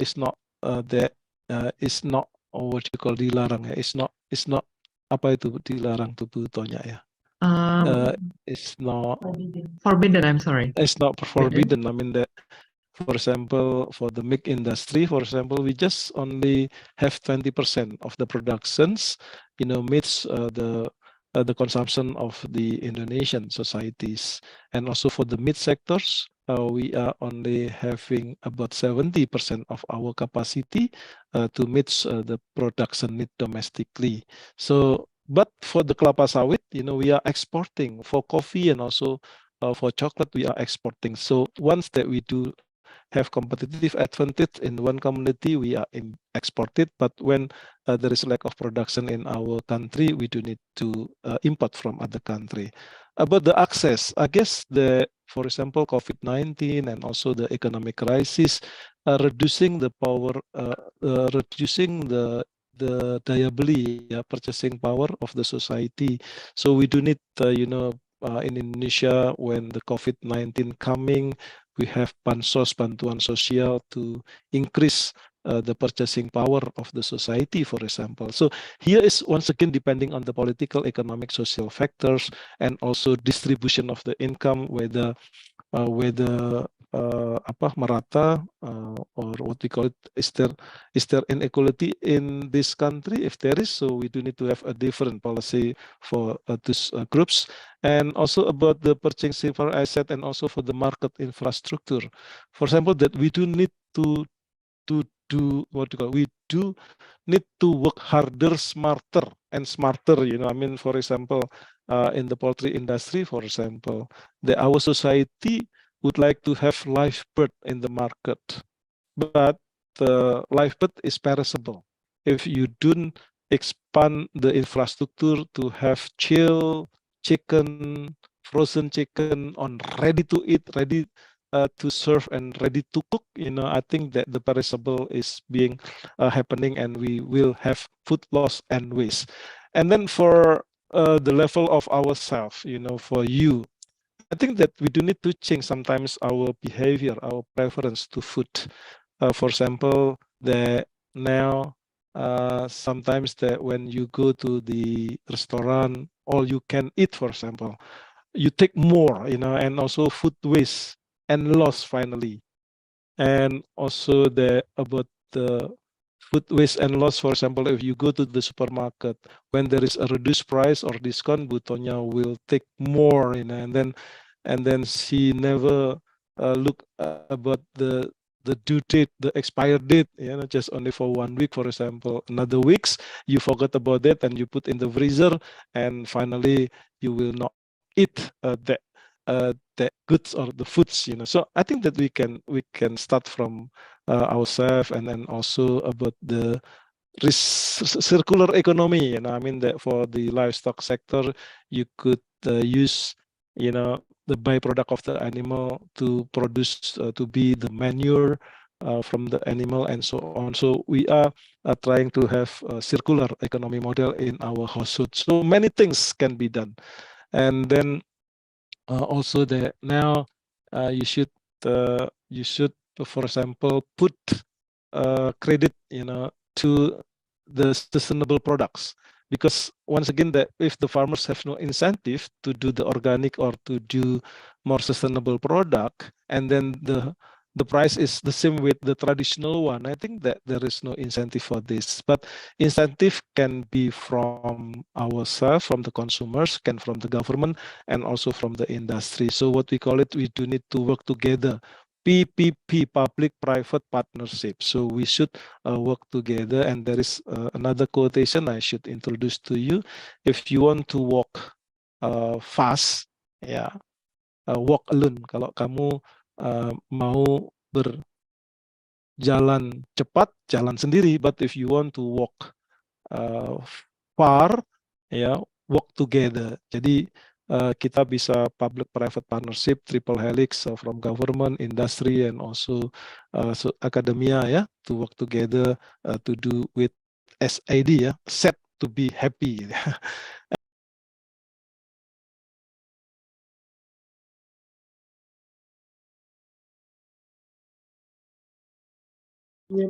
Sorry, Professor, you're muted. Oh yeah. Yeah. For the second for the second question is from Isudin Haidar, betul? From Yes, management it is. agribusiness, So yes, how to make the concept model to be realities. Pak Mas Isudin, this is a really very good question. I guess that now there are labeling issues in our international trades. Labeling issues. For example, that you can read, you could read in the newspaper today, the European now is adopted the sustainability model for the kelapa sawit. So the kelapa sawit for the palm oil need to be supplemented by a certificate, what we call it RSPO or ISPO. RSPO is Roundtable Sustainable Production, RSPO, and also ISPO. So otherwise, the commodity could not enter the European market, for example. So this is one of the examples how to translate conceptual model to the realities. And also you do need, for example, for the management agribusiness, to focus more on what we call it on the farm section is about the good agricultural practices. We do have, for example, EuroGAP, good agricultural practices version Europe. If you want to sell in the European countries, you should compliance with EuroGAP, GAP, good agricultural practices.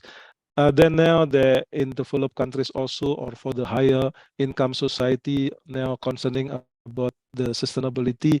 There are labeling issues, for example, that you could comply with some standard. For example, for fisheries, we do have fisheries sustainable council which have criteria to be followed by the farmers in terms of economic criteria, social criteria, and also environmental criteria, and with the label. And also there is also private labeling. If you now, for example, go to the coffee store, for example, there is a what we call it is tracing and tracking philosophy in their supply chain. There is a fair trade, and also, for example, some cafe shops now adopting a forest alliance principle of sustainable agricultural development or forestry, and they protect the coffee farmers protect the biodiversity in the forest. And also for the fair trade, for example, European and also American also put some credit for women. Yeah, for women, if the farmers are women, will give more or higher prices, and also because the woman is doing organic farming. So there are two criteria. One is what we call it is equalities, put the woman opportunity to work, and also organic. So an organic is higher. So there are two plus here. So this is in the realities. And for the Naila, yeah, how to support the farmers, because they are still struggling with the current scheme of agriculture. That once again that we do need to work together, amongst the academicians, among the government, and also among the industry, work together. For example, there is, for example, model what we call it in the poultry industry is called kemitraan, about contract farming. So the farmers and also the bigger company is not necessarily the very big, but for the skala menengah, yeah, can have a contract with the smaller farm to determine in the beginnings the level of the prices, and also the standard the perusahaan or the firms need for the product. For example, the FCR, the level of FCR, food conversion rate, and also the level of mortality, and also the level of depletion or the level of indeks prestasi. Ya, poultry pun di kandang juga punya IP, indeks prestasi, tapi mereka tidak punya level cum laude, pujian ataupun menengah, tapi they do need to have threshold minimum to be produce by the farmers. And then the risk can be shared between the company and also the farmers. But the farmers itself, can work very carefully, to monitor the qualities of the chicken they raise. And I guess that, for example, in the campus Sukabumi, yeah, we can raise the chicken from the screen of our mobile phone, and to see, yeah, they are growing, and also what the quality at the moment they are now, and how to intervene, how to inject to be higher quality from the current existing condition is also can be done by digital mechanism. Saya kira itu Bu tanya pas, saya kira karena sudah jam 3 saya harus switch to another layar, to another screen to attend the colloquium for my students. Terima kasih kepada Bu Tonya dan juga semua partisipan, dan juga Ibu dan Bapak Ketua Program Studi dan dosen yang hadir, ya. Terima kasih. Yeah, thank you so very much for your time, Professor Arif. It's a very complete and elaborate and comprehensive answer from you for many aspects. Yeah, thank you so much, and thank you for your time, and we really appreciate your time and coming here. Okay. Yeah, you are coming free here to virtually. Yeah. If you have another schedule, you can use your time. Thank you so terima much. kasih Bu Tonya. Sama-sama Bapak, sehat selalu Pak. Yeah. And next we will continue with our third speaker. Okay. Please, Commenty, can you please show the bumper?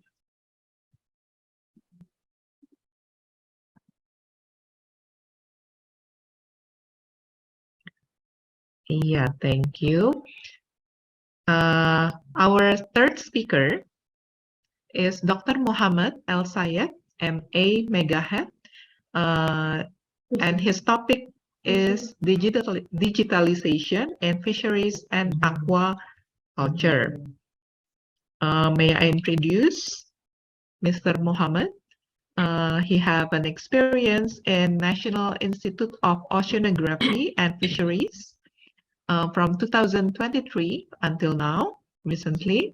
And then he is also a fishery officer, mariculture at Food and Agricultural Organization, FAO, 2012 until 2023. And he is also Agriculture Value Chain Team Leader at Project Planning and Management Limited in 2022. He studied at Cairo University for Bachelor of Laws, LLB, Applied Law Studies from 2012 until 2018. And he also studied at Irish University for his PhD, Doctor of Philosophy, for Aquaculture and Fisheries from 2009 until 2013. And he also studied at University Ghent, Master of Science in Agriculture, 2007 until 2011. And he also had another master's degree in fish production at Suez Canal University in 2002 until 2007. Yeah. May I have Mr. Muhammad? Are you ready? Yes. Thank you so much for this introduction, and I'm so glad to be with you today. Yes, This is not the first time. Yeah, this is not the first time to join this vocational training. Last time I was in person, but I think now due to COVID-19 and also some travel busy schedule, we are not able to join. I was really planning to come in person, but I have been informed in a short notice, so I was not able to plan to join in person. But it will be compensated. We can do it in the next time. Today, based on the information that I received, which is we are in this vocational training, you are speaking about the inclusivity in socioeconomics and environment for sustainable agro maritime. So I'm really started because I have so many presentations, but I try to make that this is very tailor-made and have the Asian flavor. So just to give you as a student some information about how aquaculture and agriculture sectors is really very important for our resilience, because normally when we have so many crises, so many shocks, if you don't have food, if you are not resilient to have your food, then you will have a problem. Normally during crises like what happened in COVID-19, the supply chain has been interrupted. So there is no import, there is no export. So if you are depending mainly on just importing your production imports or importing your food, then you will be really at high risk. That's why when I developed my presentation today, I brought like Asian flavor, speaking about rural and small scale holders and how this agriculture and aquaculture can contribute to food and nutrition security and also resilience during crisis and also during shocks. When we speak about agriculture, normally we speak first when we are a small scale producer or rural farmers, we normally think about our nutrition and also about our health. We have to make our house already sufficient with food. And then we think about markets. So food security is very important during crisis. And this is what we call, this is like my last 10 years work up to now. I'm focusing on small scale holders, subsistence farmers, farmer really that needs someone to stand with them. Because if you look at large scale or industrial, they can stand by themselves. They can shift from one business to another business. If even they can close, you will not be impacted. But small and subsistence farmers are really, people are mostly impacted by any shock, by any crisis. So when we look at some photos, this is like Asian flavor from work that I'm doing. So we need to reduce poverty and hunger. This is very important. A lot of people are not able to have their food. So we are in 2023, we speak about globalization, we speak about the economic development, but still a lot of people that ignored, marginalized the support or media or our support or as academician, as a researcher, as a government, we're still far from reaching these people that you can see in the food. So thinking about reducing poverty, reducing hunger by aquaculture, by fisheries, by agriculture sectors, this is really very important for us because when we have food, we are very secure. When we don't have food, we are not secure because sometimes you have money, but you are not able to go to market even to buy your food. Access to technologies is also very important because these people, if they don't have the technology, they are not going to be productive. Also, if you can say, if they are not part of any support programs or make subsistence program or subsidies program, they are not also going to develop.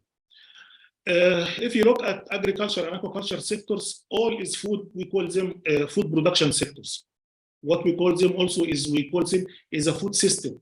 The food systems, when you look in these photos, you find like rice field, and this is in Cambodia, and this is like rice and brown farming. So the farmer here found himself like when we produce rice only, he's not achieving profit. And even he suffer a lot from high cost of production. And then when he's tried to use part of this pond, for species is also very important. And this is need like targeted programs, which species can really fit. So we can say, we can make a business model based on the species itself. If you look at the nutrition, you see fish is really giving a human being a lot of nutrition. Apart from omega-3, you can have vitamin E, vitamin A, vitamins and iron, this is really missing because most of the Asian foods is really based on carbohydrates. So if you just only based on carbohydrates in your food, then you will have a health problem. So fish is supplementing and enriching your dish based on the nutrient that can be supplemented from eating fish with other carbohydrate source, which is mainly rice as a staple dish in Asian food. We also developed tools by ourselves to assess the social sustainability. So we want to see which is the hot spot, which is most important. We need to focus in the value chain, in agriculture and aquaculture value chain. Normally, value added distribution is very important because most of the farmers, they sell their product as raw product. There is no processing. And even if this product is not processed or preserved, then it will be a problem because farmers has no capacity for preservation for a long time. They don't have a store for a long time. So when we started to check which is the hot spot in the sustainability, social sustainability analysis, we find like value addition is very important to consider it. So normally in social analysis also we consider gender equality. We also consider food security and food safety and nutrition. And also we consider decent employment, and also we consider institution strengthening, and also social culture capital. If you look at aquaculture and fisheries as a food production system, which is really Asia has achieved a lot of lessons, successful lessons, and this lesson has been traveled or disseminated to African countries. You can see since the 19th, you can see like capture fisheries is really giving more fish production or supplying more fish. But when you move to 2023 and the current trend, we find like aquaculture is almost 50-50 with capture fisheries, and the trend is growing in the future. But to achieve this, there is a lot of focus should be done in a country, or you as a student, or you consider in your research, in future research, is about innovation. What kind of innovation that can be tailor-made to your country to improve production, whether it is agriculture, aquaculture integration, or just aquaculture itself. You want to look at the regulation. As the regulation and policy is really helping you to achieve this innovation. You look also for the simple technologies which can be afforded by farmers. Also, you need the monitoring and compliance, and also supply and demand, which is how you can feed the value chain to achieve at the end a product is a targeted product. If you look at the world aquaculture map, every continent has aquaculture activity. Some continent is a giant continent, which is, you can see Asian countries is a giant, because aquaculture and fish consumption is part of their culture. Normally, United Nations and FAO and other organizations, they set every person, like per capita, he has to consume certain amount of fish, which in average 22.5 kilograms per year. Some countries achieve this, and some countries didn't achieve this, because they said this is amount of fish that can make you to live healthy, can provide you with all nutrition.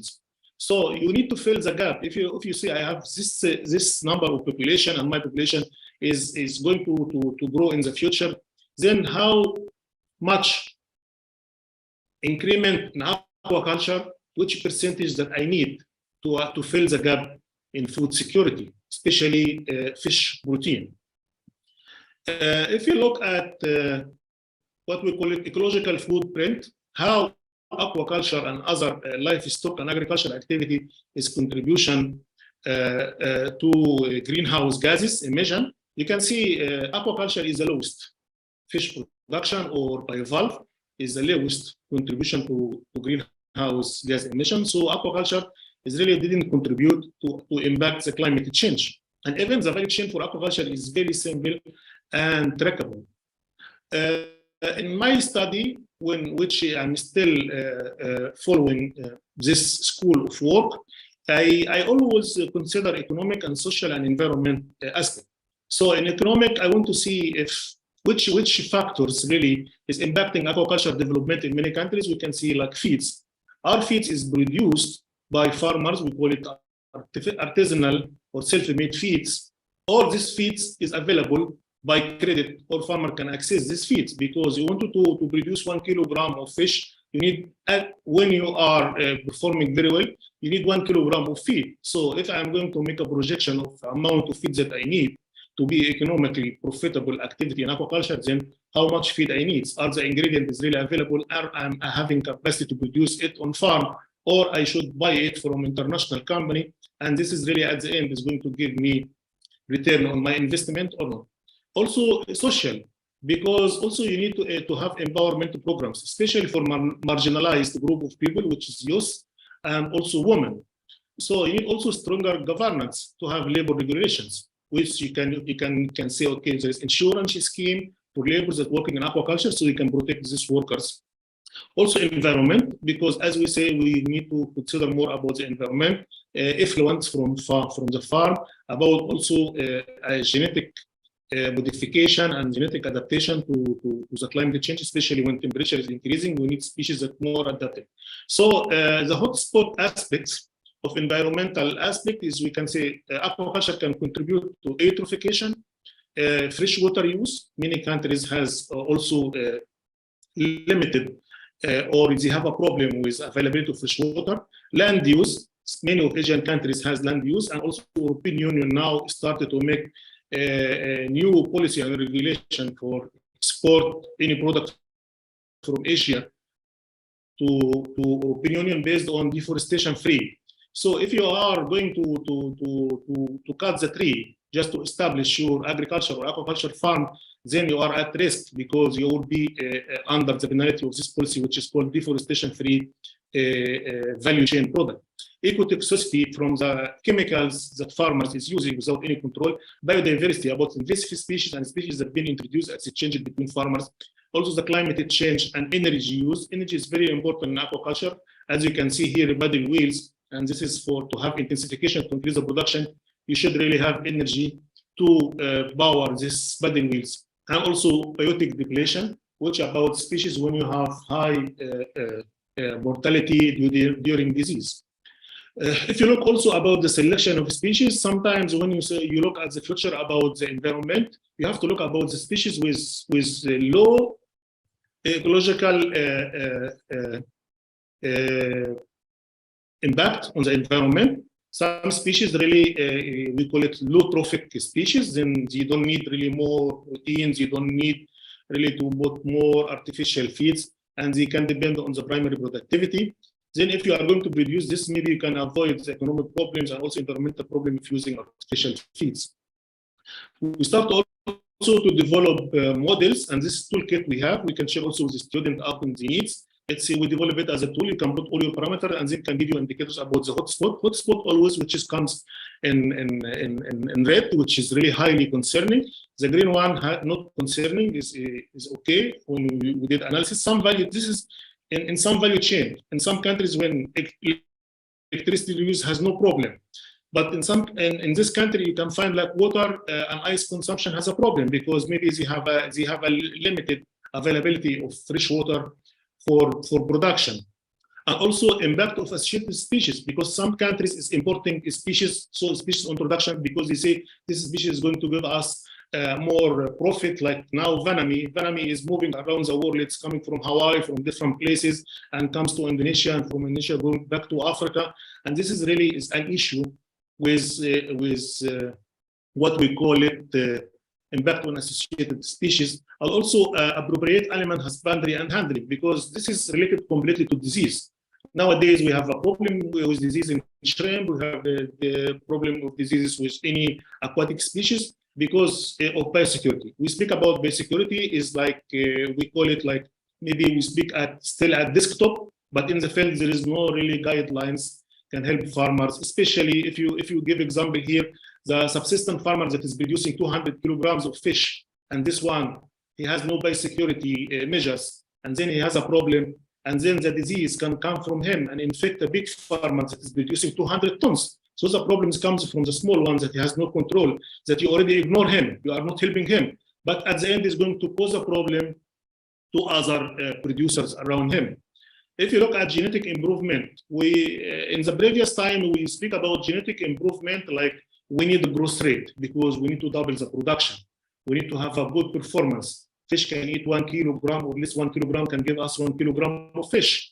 But nowadays, we have to think about climate change adaptation. If temperature of the water is going to increase by 1.5 or 1 or 2 degrees, how our species that we are producing now currently is going to be adapted? How is going to perform under our farm? Are going to be dying, survival being low, a lot of disease could happen, it's not going to perform well, feeds that we are giving is not really giving good FCR. A lot of issues we have to consider from now. And this is, we call it tailor-made solutions. You have to tailor-made solution based on your situation. You cannot say I'm going to import to buy solution from outside. No. Solution should come from the country itself, because as we see, we know that the country, any life organism is about genetic and environmental interaction. So this is the genetics, the species that you have in your country, and this is your country environment. So the species is interacting with your environment. So it's going to adapt completely to your environment. If you look at the better aquatic animal feeds, we have a progress with aquaculture and the development in balanced feeds. Giving to aquaculture is helping aquaculture to grow more. But nowadays we have a concern about availability of fish meal, fish oil, and also about the price of the fish. If we are going to depend on fish meal in production of our feeds, then we'll be out of business. So also financial for development. So if we are going to set a target for 2020-30 to produce, for example, I'm going to increase by 20% by 2020-30, which is financial requirement to put into the system to make you to achieve your target. Because without financial development, without financial support, you are not going to achieve the gap. So the money that you put in with your farmers in your country is better than the money that you import fish for people to eat. So they can produce by themselves. Also about SMEs, this is like small and medium enterprises. This is very important to have people in this segment, because this is like they are empowering the value chain. Because these people that having aquaculture or having agriculture as a business, they say this is our job. This is we invest in aquaculture, we invest in agriculture, because we need income, we need nutrition. We participate in the commercial activity. We put product in the value chain. We help to develop our business. And this is also supplying urban pools, so fish can go also to the market. If you look at the two examples, one from Indonesia and one from India, the performance always for aquaculture revenue is really good. But this takes time. It takes time because you need to put a capacity buildings, you need to make communication programs, you have to make extension programs, you have to target people that don't have capacity, because these people really needs help from the government. A lot of projects funded by World Bank, by many other organizations, but this is need to reach to people that is really can achieve capacity, because these people is demanding now. When you put them in a capacity, next time they will not ask you for support, because now they can able to stand by themselves. Also here, we have also a toolkit for economic sustainability analysis. So in our sustainability analysis for economic sustainability, we look at profitability, value for end consumers, employment, value added, international competitiveness, which you want to your product go to the market, and also effect in the national economy. So also you have here a hotspot, which is in red. For example, if you have trend in net income, sometimes because feed is high, you are not achieving a profit. Maybe there is a mortality. Maybe there is no good growth of your fish. Your performance of fish is not good. So this is also a tool that we are monitoring also economically how the agriculture and aquaculture sector is really performing. And also we try to consider in our work about the life cycle approach. So life cycle approach was, we need all aspect is really interrelated. You have environmental aspects, you have also production aspects. Are these aspects is really available and has no concern in your country to help you to develop in agriculture and aquaculture sectors? For example, resources like feed, seed, habitats, energy, food safety, social conflict, all this is very important to consider when you are planning to say that we are resilience, aquaculture resilience, agriculture resilience, or fisheries resilience community. You have to consider all these aspects. For example, if you look at the gross projection requirement, for example, if you look at aquaculture, I just gave some of years from our previous studies compared with one literature study. We see that aquaculture is really doing well, performing well compared to other agricultural activities. And because of the diversity, because of the consumer preference, because there is a market, it's a lot of opportunities in aquaculture.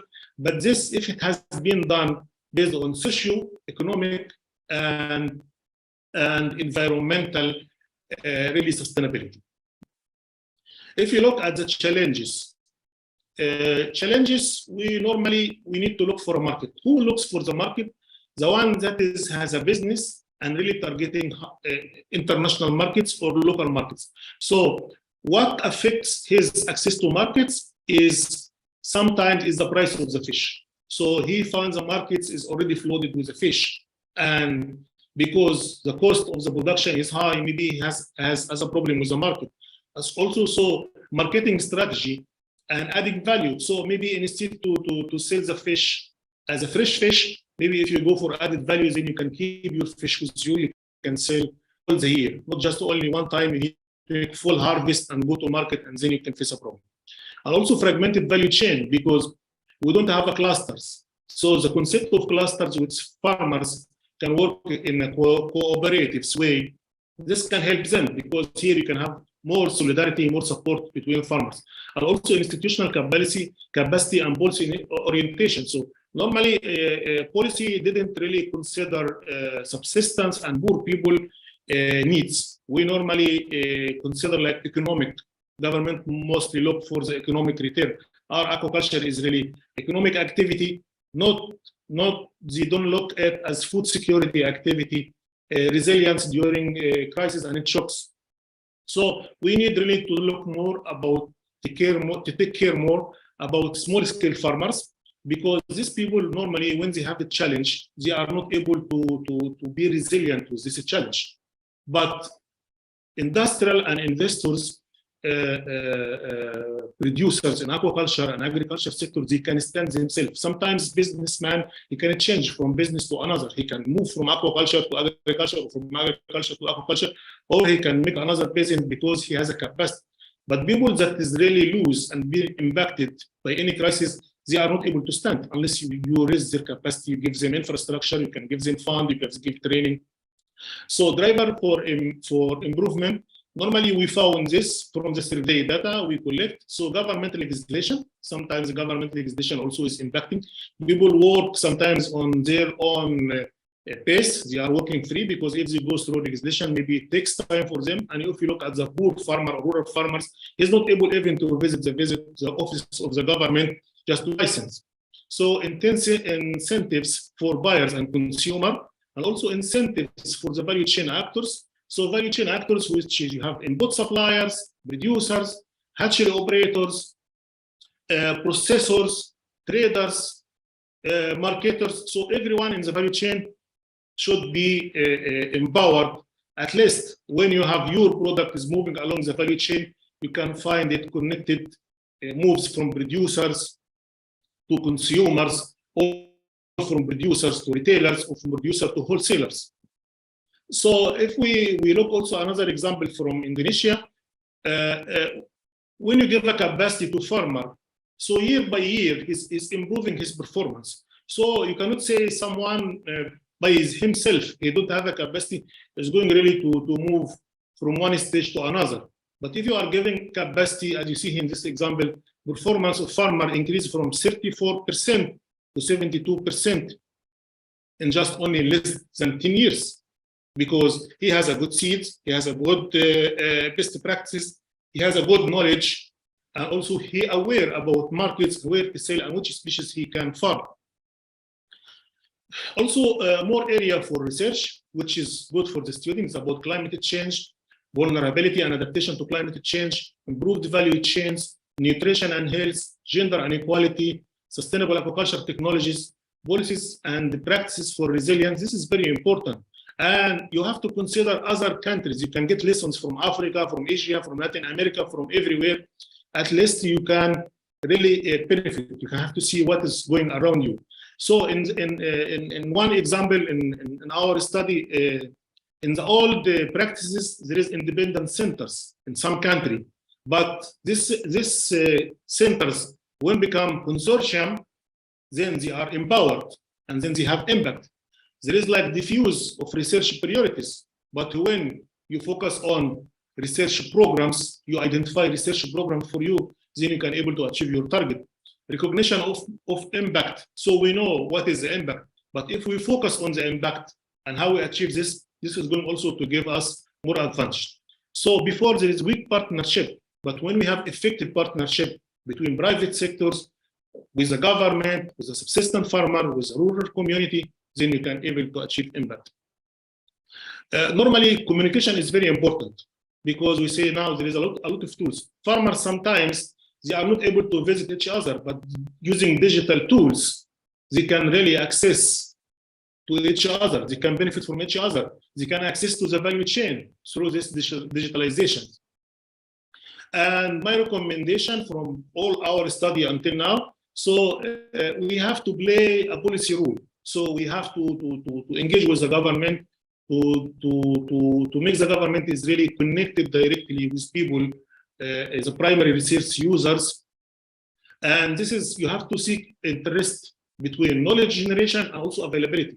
And this is maybe could come with several situations, like maybe extension agents, digitalizations, knowledge sharings by different platforms, using radios, using TV, using mobile apps. This is also very important to access knowledge to farmer. And you have to develop a strategic vision, especially when you put risk, when you expect like crisis, COVID-19, it comes again. There is an interruption in the value chain. There is an interruption in the input supplier. So this is very important to consider. Thank you for your attention. And I'm just giving you short briefs, but hear my communication. I am going to share this presentation, and then you contact me if you need more information about what I presented you.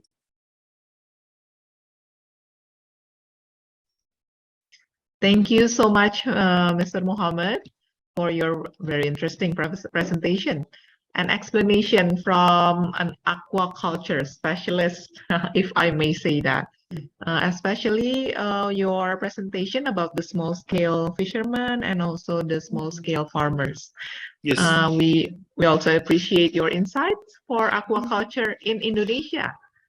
Aceh, I'm for trying to exact. give you off, because we have Asian flavor, we have also European, Latin America, but because now we are in Asia, so I'm trying to put, because what we presented here is just part of our study. So we generate these graphs and tables from our study to be really touching the ground and to be in more reality when we speak with you. Yeah, thank you so much. And also we enjoy your selfies. Thank you so much. Okay, now we are coming to the next session, that is question and answer session. We invite all of the participants to ask their question by raising their hands through the emoticon of raised hands. You can find it on the bottom of your Zoom. And if you cannot open your mic, if you have trouble with your mic, you can also write down your questions at the chat Zoom. Okay, is there any questions or is there anyone who raised their hand? Okay, we have Deviana here. She is our student from College of Vocational Studies. Okay, Deviana, you can open your mic, introduce yourself, and ask your questions, please. Okay, Miss. Thank you for the opportunity. I'm Deviana. I would like ask about reduce gender gaps that mentioned before at your presentation of harnessing the potential about aquatic agriculture system for the poor and vulnerable. Can you explain more detail what the meaning about reduce gender gaps at this section? Thank you. Yes, thank you so much. Normally, when we started to work in aquaculture like 15 years ago in Asia, when we sit on the tables with policymakers and government officials, we normally found ladies sit on the back of our meetings. So they are not with us on the table. They are not sharing us on a decision. They are not really participating on what and about their needs. So they are marginalized. They are not really part of contribution to government decision. They normally put them in a pack or they stay in the office, so they are not able to sit us on one table. Nowadays, or I think like two years ago, when I worked with EU delegation in Cambodia, I found a lot of associations, women association in agriculture and aquaculture, also fisheries sector. Now they sit with us on a table, they participate. Any project, even proposal we submit, if we don't gender equality in this project or this proposal is not going to be accepted. So now is equality based on sustainable development goals, gender equality, which is DG 5. So based on this, you are not able really to get a fund or to get supported by any donors, or at least for the government themselves, their new policy or reformed policy, you have to put woman equality. As you can see in the photos that I put in pictures in my presentation, and even the one that is here in my profile, I'm just selecting this picture to show you that already we have a gender participation. This is a student like you is working with me in Cambodia and get capacity building to participate in aquaculture. They produce carp and freshwater prawn by themselves. And now they have their seeds and they are going to stock in the pond. So gender gap, it was before really in Asia and in Africa also, because in Africa also there's like some tribal culture behavior. So women cannot do this. This is a main job. Now aquaculture is becoming really steered and empowered by women. A lot of women In aquaculture, they are successful. So many cases. I can also share with you crab farmers. There is a lady that is importing crabs to a lot of places around the world. She's a woman. She started to make her project. So many stories I can share with you. And also after we finish the question, I have like short movie, like 2 minutes, that we developed with one of the donors. How one of a girl like you, student, is really empowered when you see she's telling the story. And I'm going also to share this video with you. So woman really is not about bias, but it's about they have a capacity to empower aquaculture and agriculture activity. They are not lazy. They are very talented. They are very intelligent. They are very patient. So we need women. That's why all international organizations now, if gender issue is not put in any government activity or proposal for fund, is not going really to be accepted. Okay, thank you for your very complete and elaborate answers.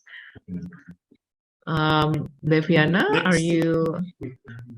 Yeah, you can ask me and connect me. Yeah.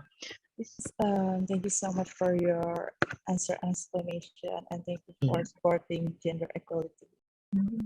Thank you.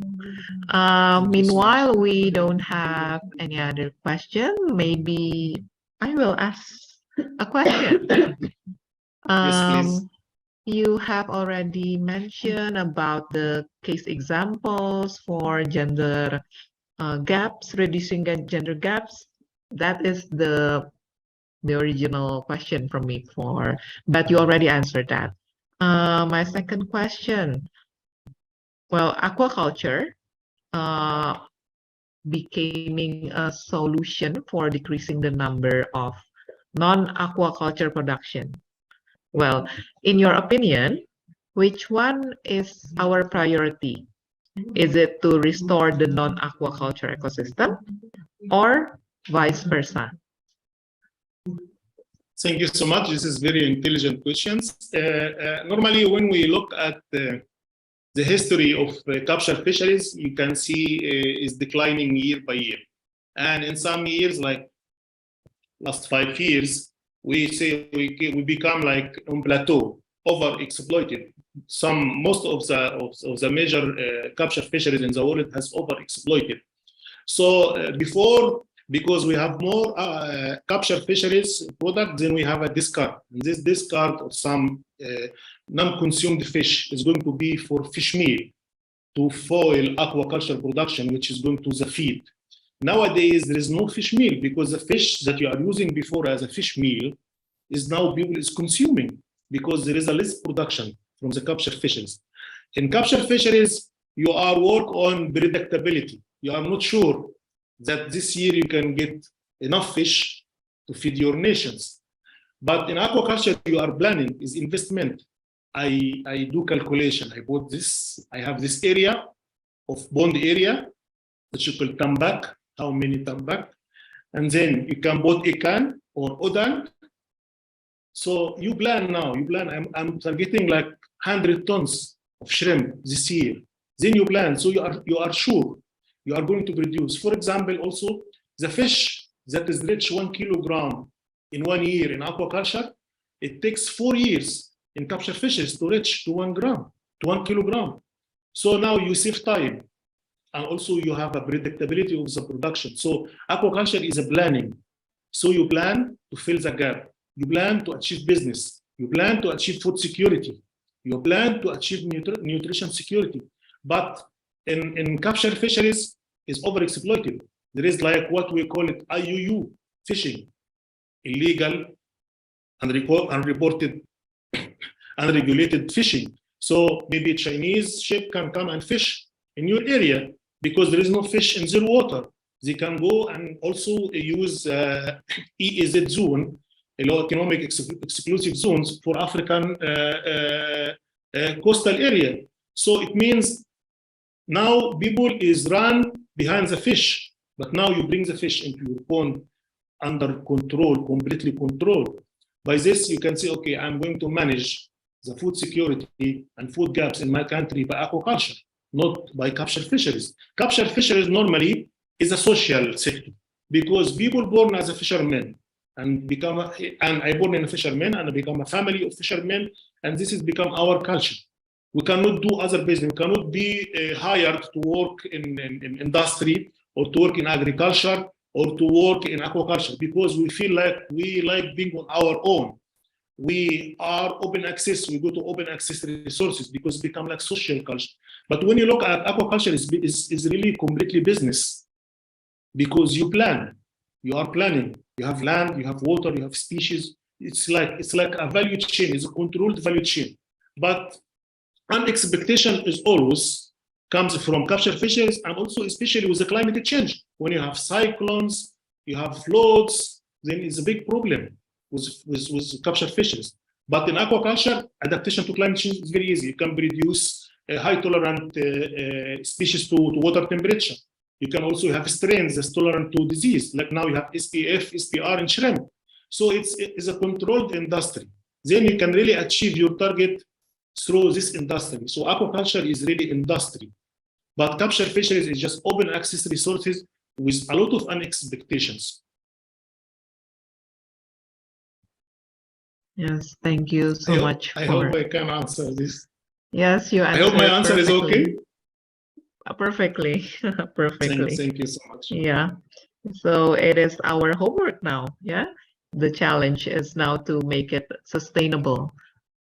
Yeah, normally we work with FAO we focus mainly about almost of the international organization is we focus about food, how the community should have resilience for food.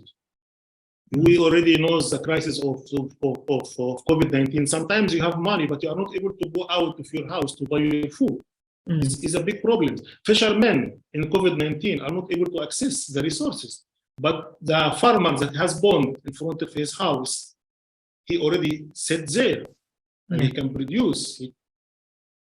So this is a lot of the challenges and opportunities. We have to use them. I have a short movie here, like 2 minutes or 3 minutes. I can, if you have time, I can share with you. It just depends on your availability. Yes, please. If you want to share it with us now. Yeah, I'm trying to. Yeah, it's here. But let me know if it's working or not. It is working, but you hear the voice? There's no sound. There's no sound, right? Yeah, maybe you have to start. Can I share with you in the chat? Can I share with you in the chat? Yeah, or maybe you can stop your share screen and start it again. But when you start the share screen, you have to tick the box below, right below audio, if I'm not mistaken. You have to tick that box, that small box. Is it possible to share with you? You can present. It is possible also, yeah. And we will have our technician to share it. Yeah.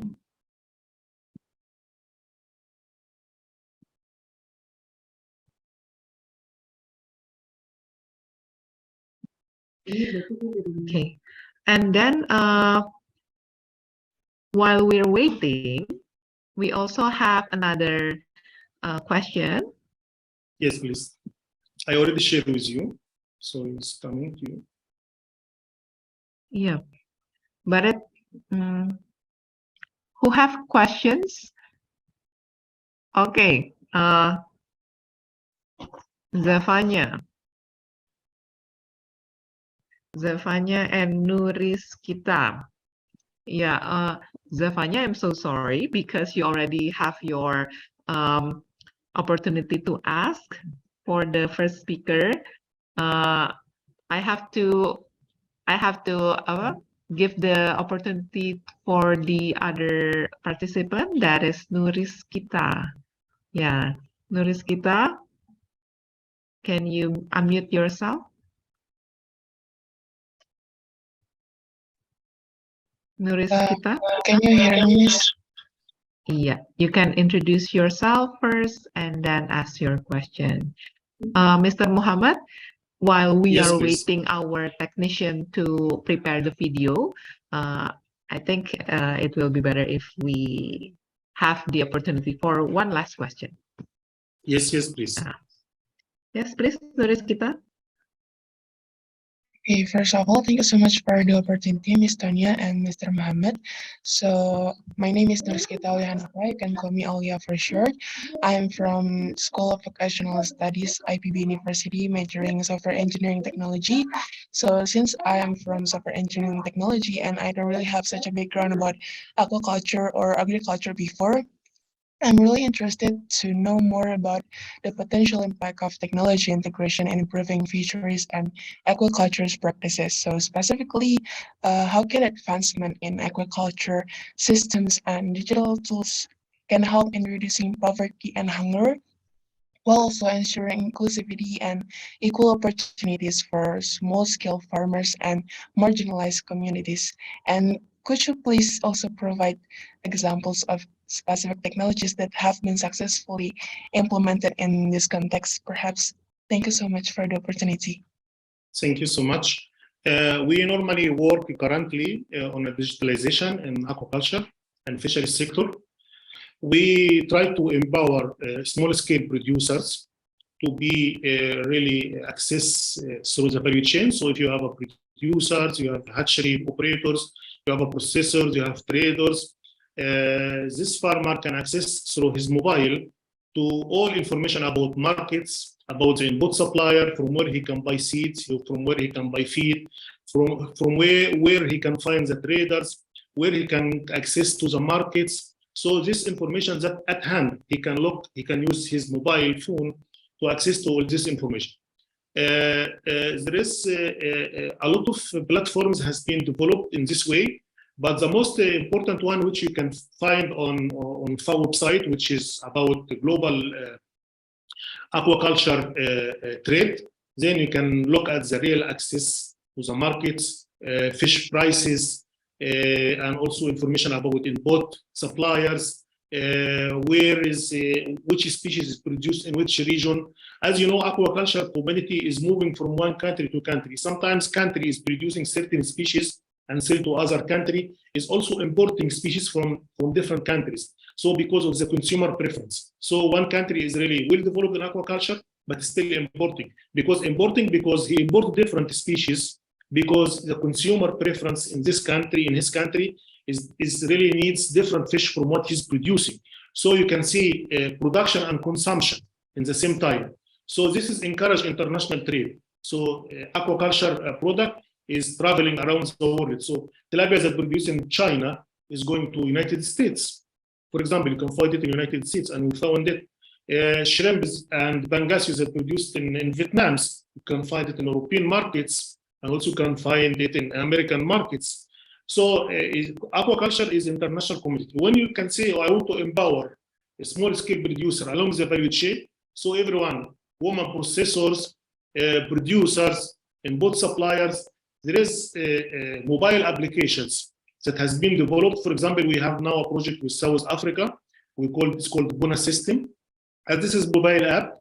So government and extension officer can access, because farmers can log in as a member. So he can log as a processor, he can log as a hatchery operator, he can identify himself as input supplier or identify himself as a producer. Then he has an account, and then he put his information. So different government can access information, and this is also helping the government. He can say, can make segmentation of the producer. He can see the subsistence, the small scale producers, which species is being produced, which quantity is being produced. He can also have a zoning. He can say from which large number of producer in which region. So he can access through this information system, and then the government, he can make a decision. He can say, okay, there is a centralization of aquaculture or more activity in this region. Like Jakarta may be producing vanami, for example. Then, okay, I see like a large number of producers from Jakarta has members to this platform. Some of them is producers, some of them is traders, some of them input suppliers that gives them supply. Then the government can access to this. Extension officer, if the government has extension officer, can send them to this group of people.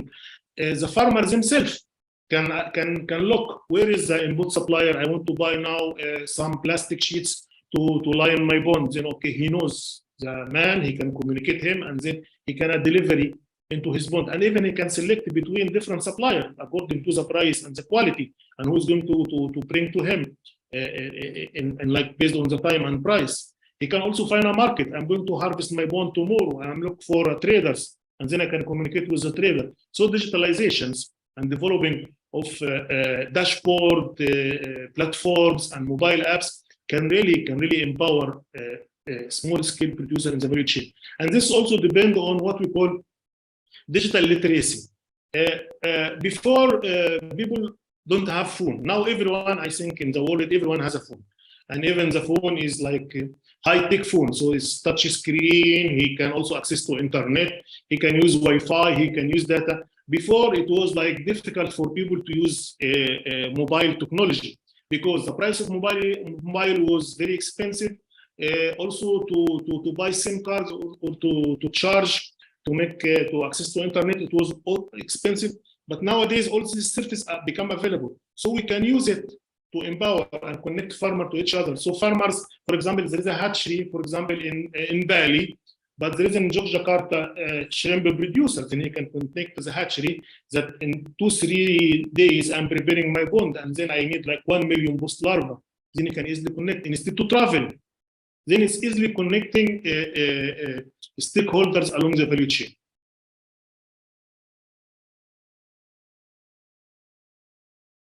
So many cases, I said to you, bonus system, which is we are developing now in Africa, is a good example. So many apps is free on Google Play, but we don't trust them. But as I said to you, we have to make like demand-driven solution. It depends on the needs, our needs. We have to make tailor-made solution based on our needs. So I can develop this, for example, apps for aqua subsistence producers.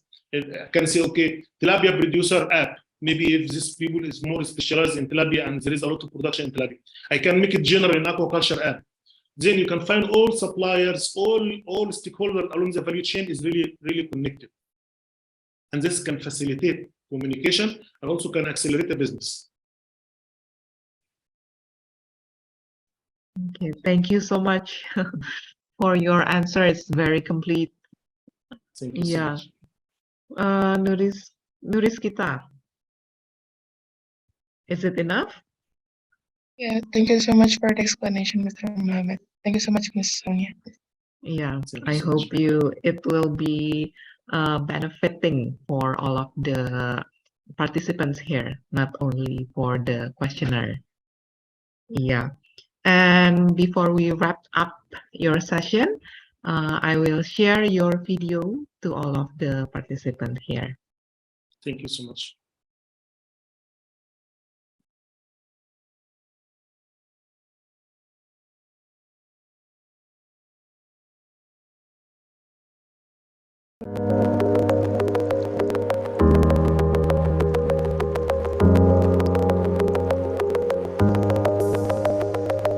Nênខ្ញុំឈ្មោះអ្នកស្រីពៅជានិស្សិតមកពីវិទ្យាស្ថានជាតិកសិកម្មប្រៃលៀបសប្តាហ៍ថ្ងៃនឹងខ្ញុំមានមុខរបរជានិស្សិតខ្ញុំមកសរសេរសារណាបញ្ចប់ការសិក្សាប្រធានបទកម្មវិធីអភិវឌ្ឍមេបាពូជឲ្យបានល្អប្រសើរនៅក្នុងប្រទេសកម្ពុជាខ្ញុំមកសរសេរសារណាបញ្ចប់ការសិក្សានៅទីនេះ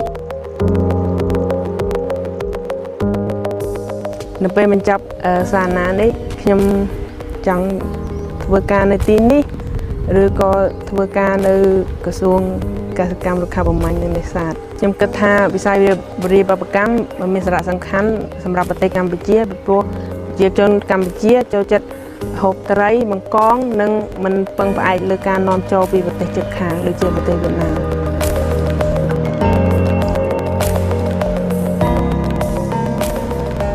ចំពោះសារណាបទរបស់ខ្ញុំនេះគឺមានការគ្រប់គ្រងដោយអង្គការសហគមន៍អឺរ៉ុប EU និង AFD ក្នុងរដ្ឋបាលជលផលដែលជួយផ្គត់ផ្គង់ទាំងសម្ភារៈនិងទ្រឹស្ដីដែលដឹកនាំដោយដុកទ័រមហាម៉ាត់ជាអ្នកបង្ហាត់បង្រៀនទាំងទ្រឹស្ដីនិងការអនុវត្ត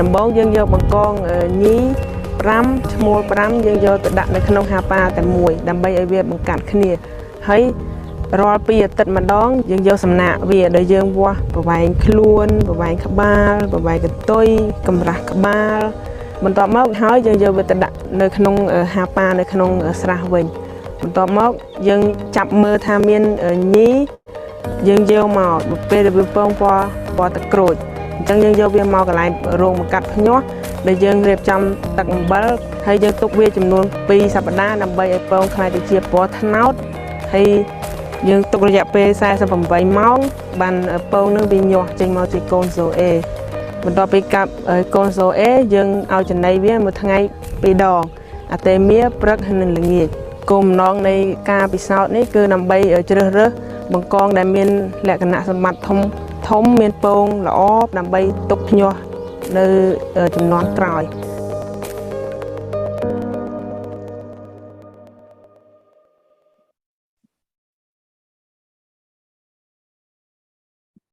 Yes, a very It's so good. yes, it's a very inspiring video. As an old saying, I have heard an old saying. It says, if you educate one man, you will educate one person. But if you educate one woman, you will educate a village. Yes, you're right.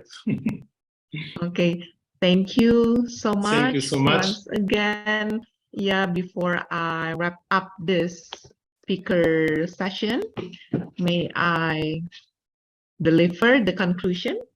Yeah. From Mrs. Marie-France Q. Jalao, Philippines is an archipelago that have several main islands, but divided into 17 regions. France belongs to Zamboanga Peninsula. Zamboanga Peninsula have several agricultural commodities.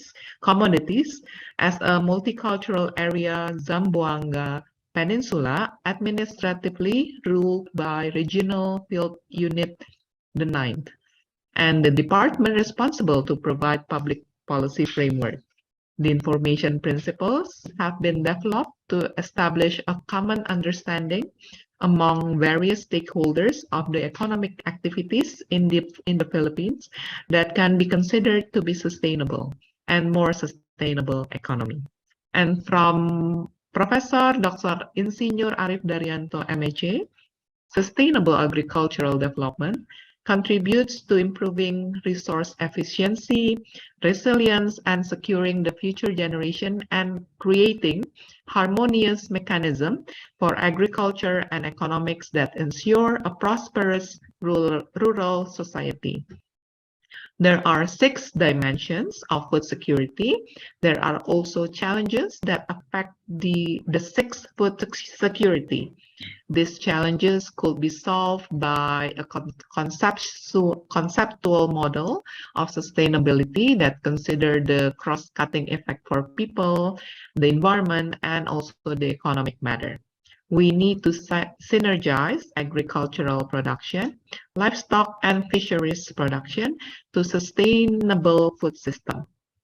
Furthermore, livestock are closely linked to the social and cultural lives of several million resource-poor farmers for whom animal ownership ensures varying degrees of sustainable farming and economic stability. Development will bring food security only if it is people-centered, if it is environmental sound, if it is participatory, and if it builds local and national capacity for self-reliance. These are the basic characteristics for sustainable human development. And from Dr. Mohammed Al-Sayed, MA Megahead, agriculture is about nutrition and health. We need to reduce poverty and hunger by improving fisheries, agriculture, and agriculture. Fish is part of animal source food that we need to maintain and to become sustainable protein source. Environmental sustainability overview include climate change, where carbon footprint and fish stock sustainability, biodiversity and ecosystems, animal health and welfare. toxicity and pollution, and food loss and waste. Genetic improvement and dissemination presents good opportunities in fisheries. Better aquatic animal feeds and practices needed. Small and medium enterprise, important for supplying urban, poor, and household. Life cycle approach is needed between environmental and production aspects for aquaculture, fisheries, and agriculture resilience. Drivers of improvements in practice, government legislation or policy, incentives for buyer, chain actors, and farmers is needed because better management delivers reduced risk and improved outcomes. We need to play policy role in seeking to balance interest between knowledge generation and the ability to facilitate knowledge sharing and develop strategic vision in fisheries, aquaculture, and also agriculture. Okay, ladies and gentlemen, due to our limited time, I'm sorry because not all of the questions we can read today. I would like to say thank you for all of our wonderful and inspiring presenter, and also to all active participants for their insights and participation. We have already shared the link for your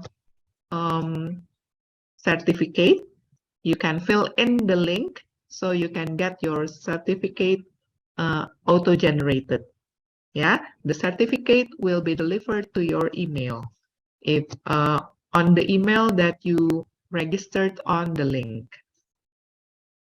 Yeah, all of you, can you please give a big applause via emoticon by clicking the clap hand icon.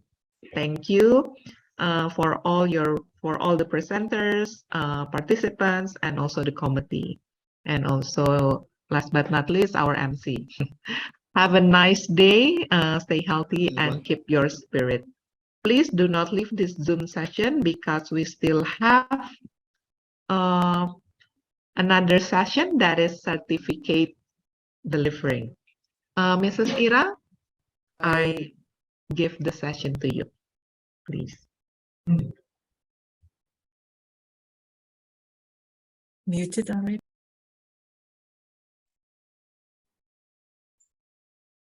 Okay, thank you so much, Ms.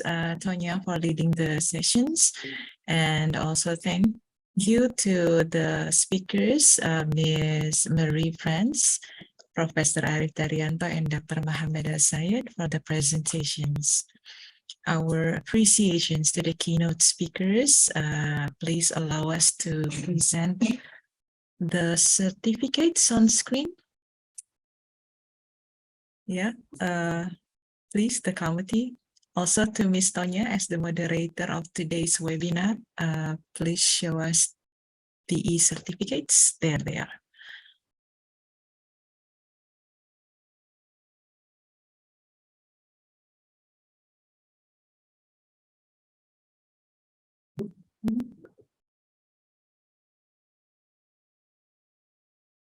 Okay, thank you once again, Ms. Tonya, Dr. Mohammed, Ms. France, and Professor Arif Daryanto for your valuable contributions. Okay, all right, ladies and gentlemen. Okay, that's all what we've got for you today. We believe that this is beneficial, so we are looking forward to having you back to our next webinar. So please stay updated with the schedule. To end up then, on behalf of the College of Vocational Studies of IPB University, thank you for joining us. Have a great rest of your day. Wassalamualaikum. Thank you so much, everyone. There is a question from Manuel Luzada. How about the participants who's not included in the grouping? Manuel, which summer course are you participating? Is it the agro industry or animal?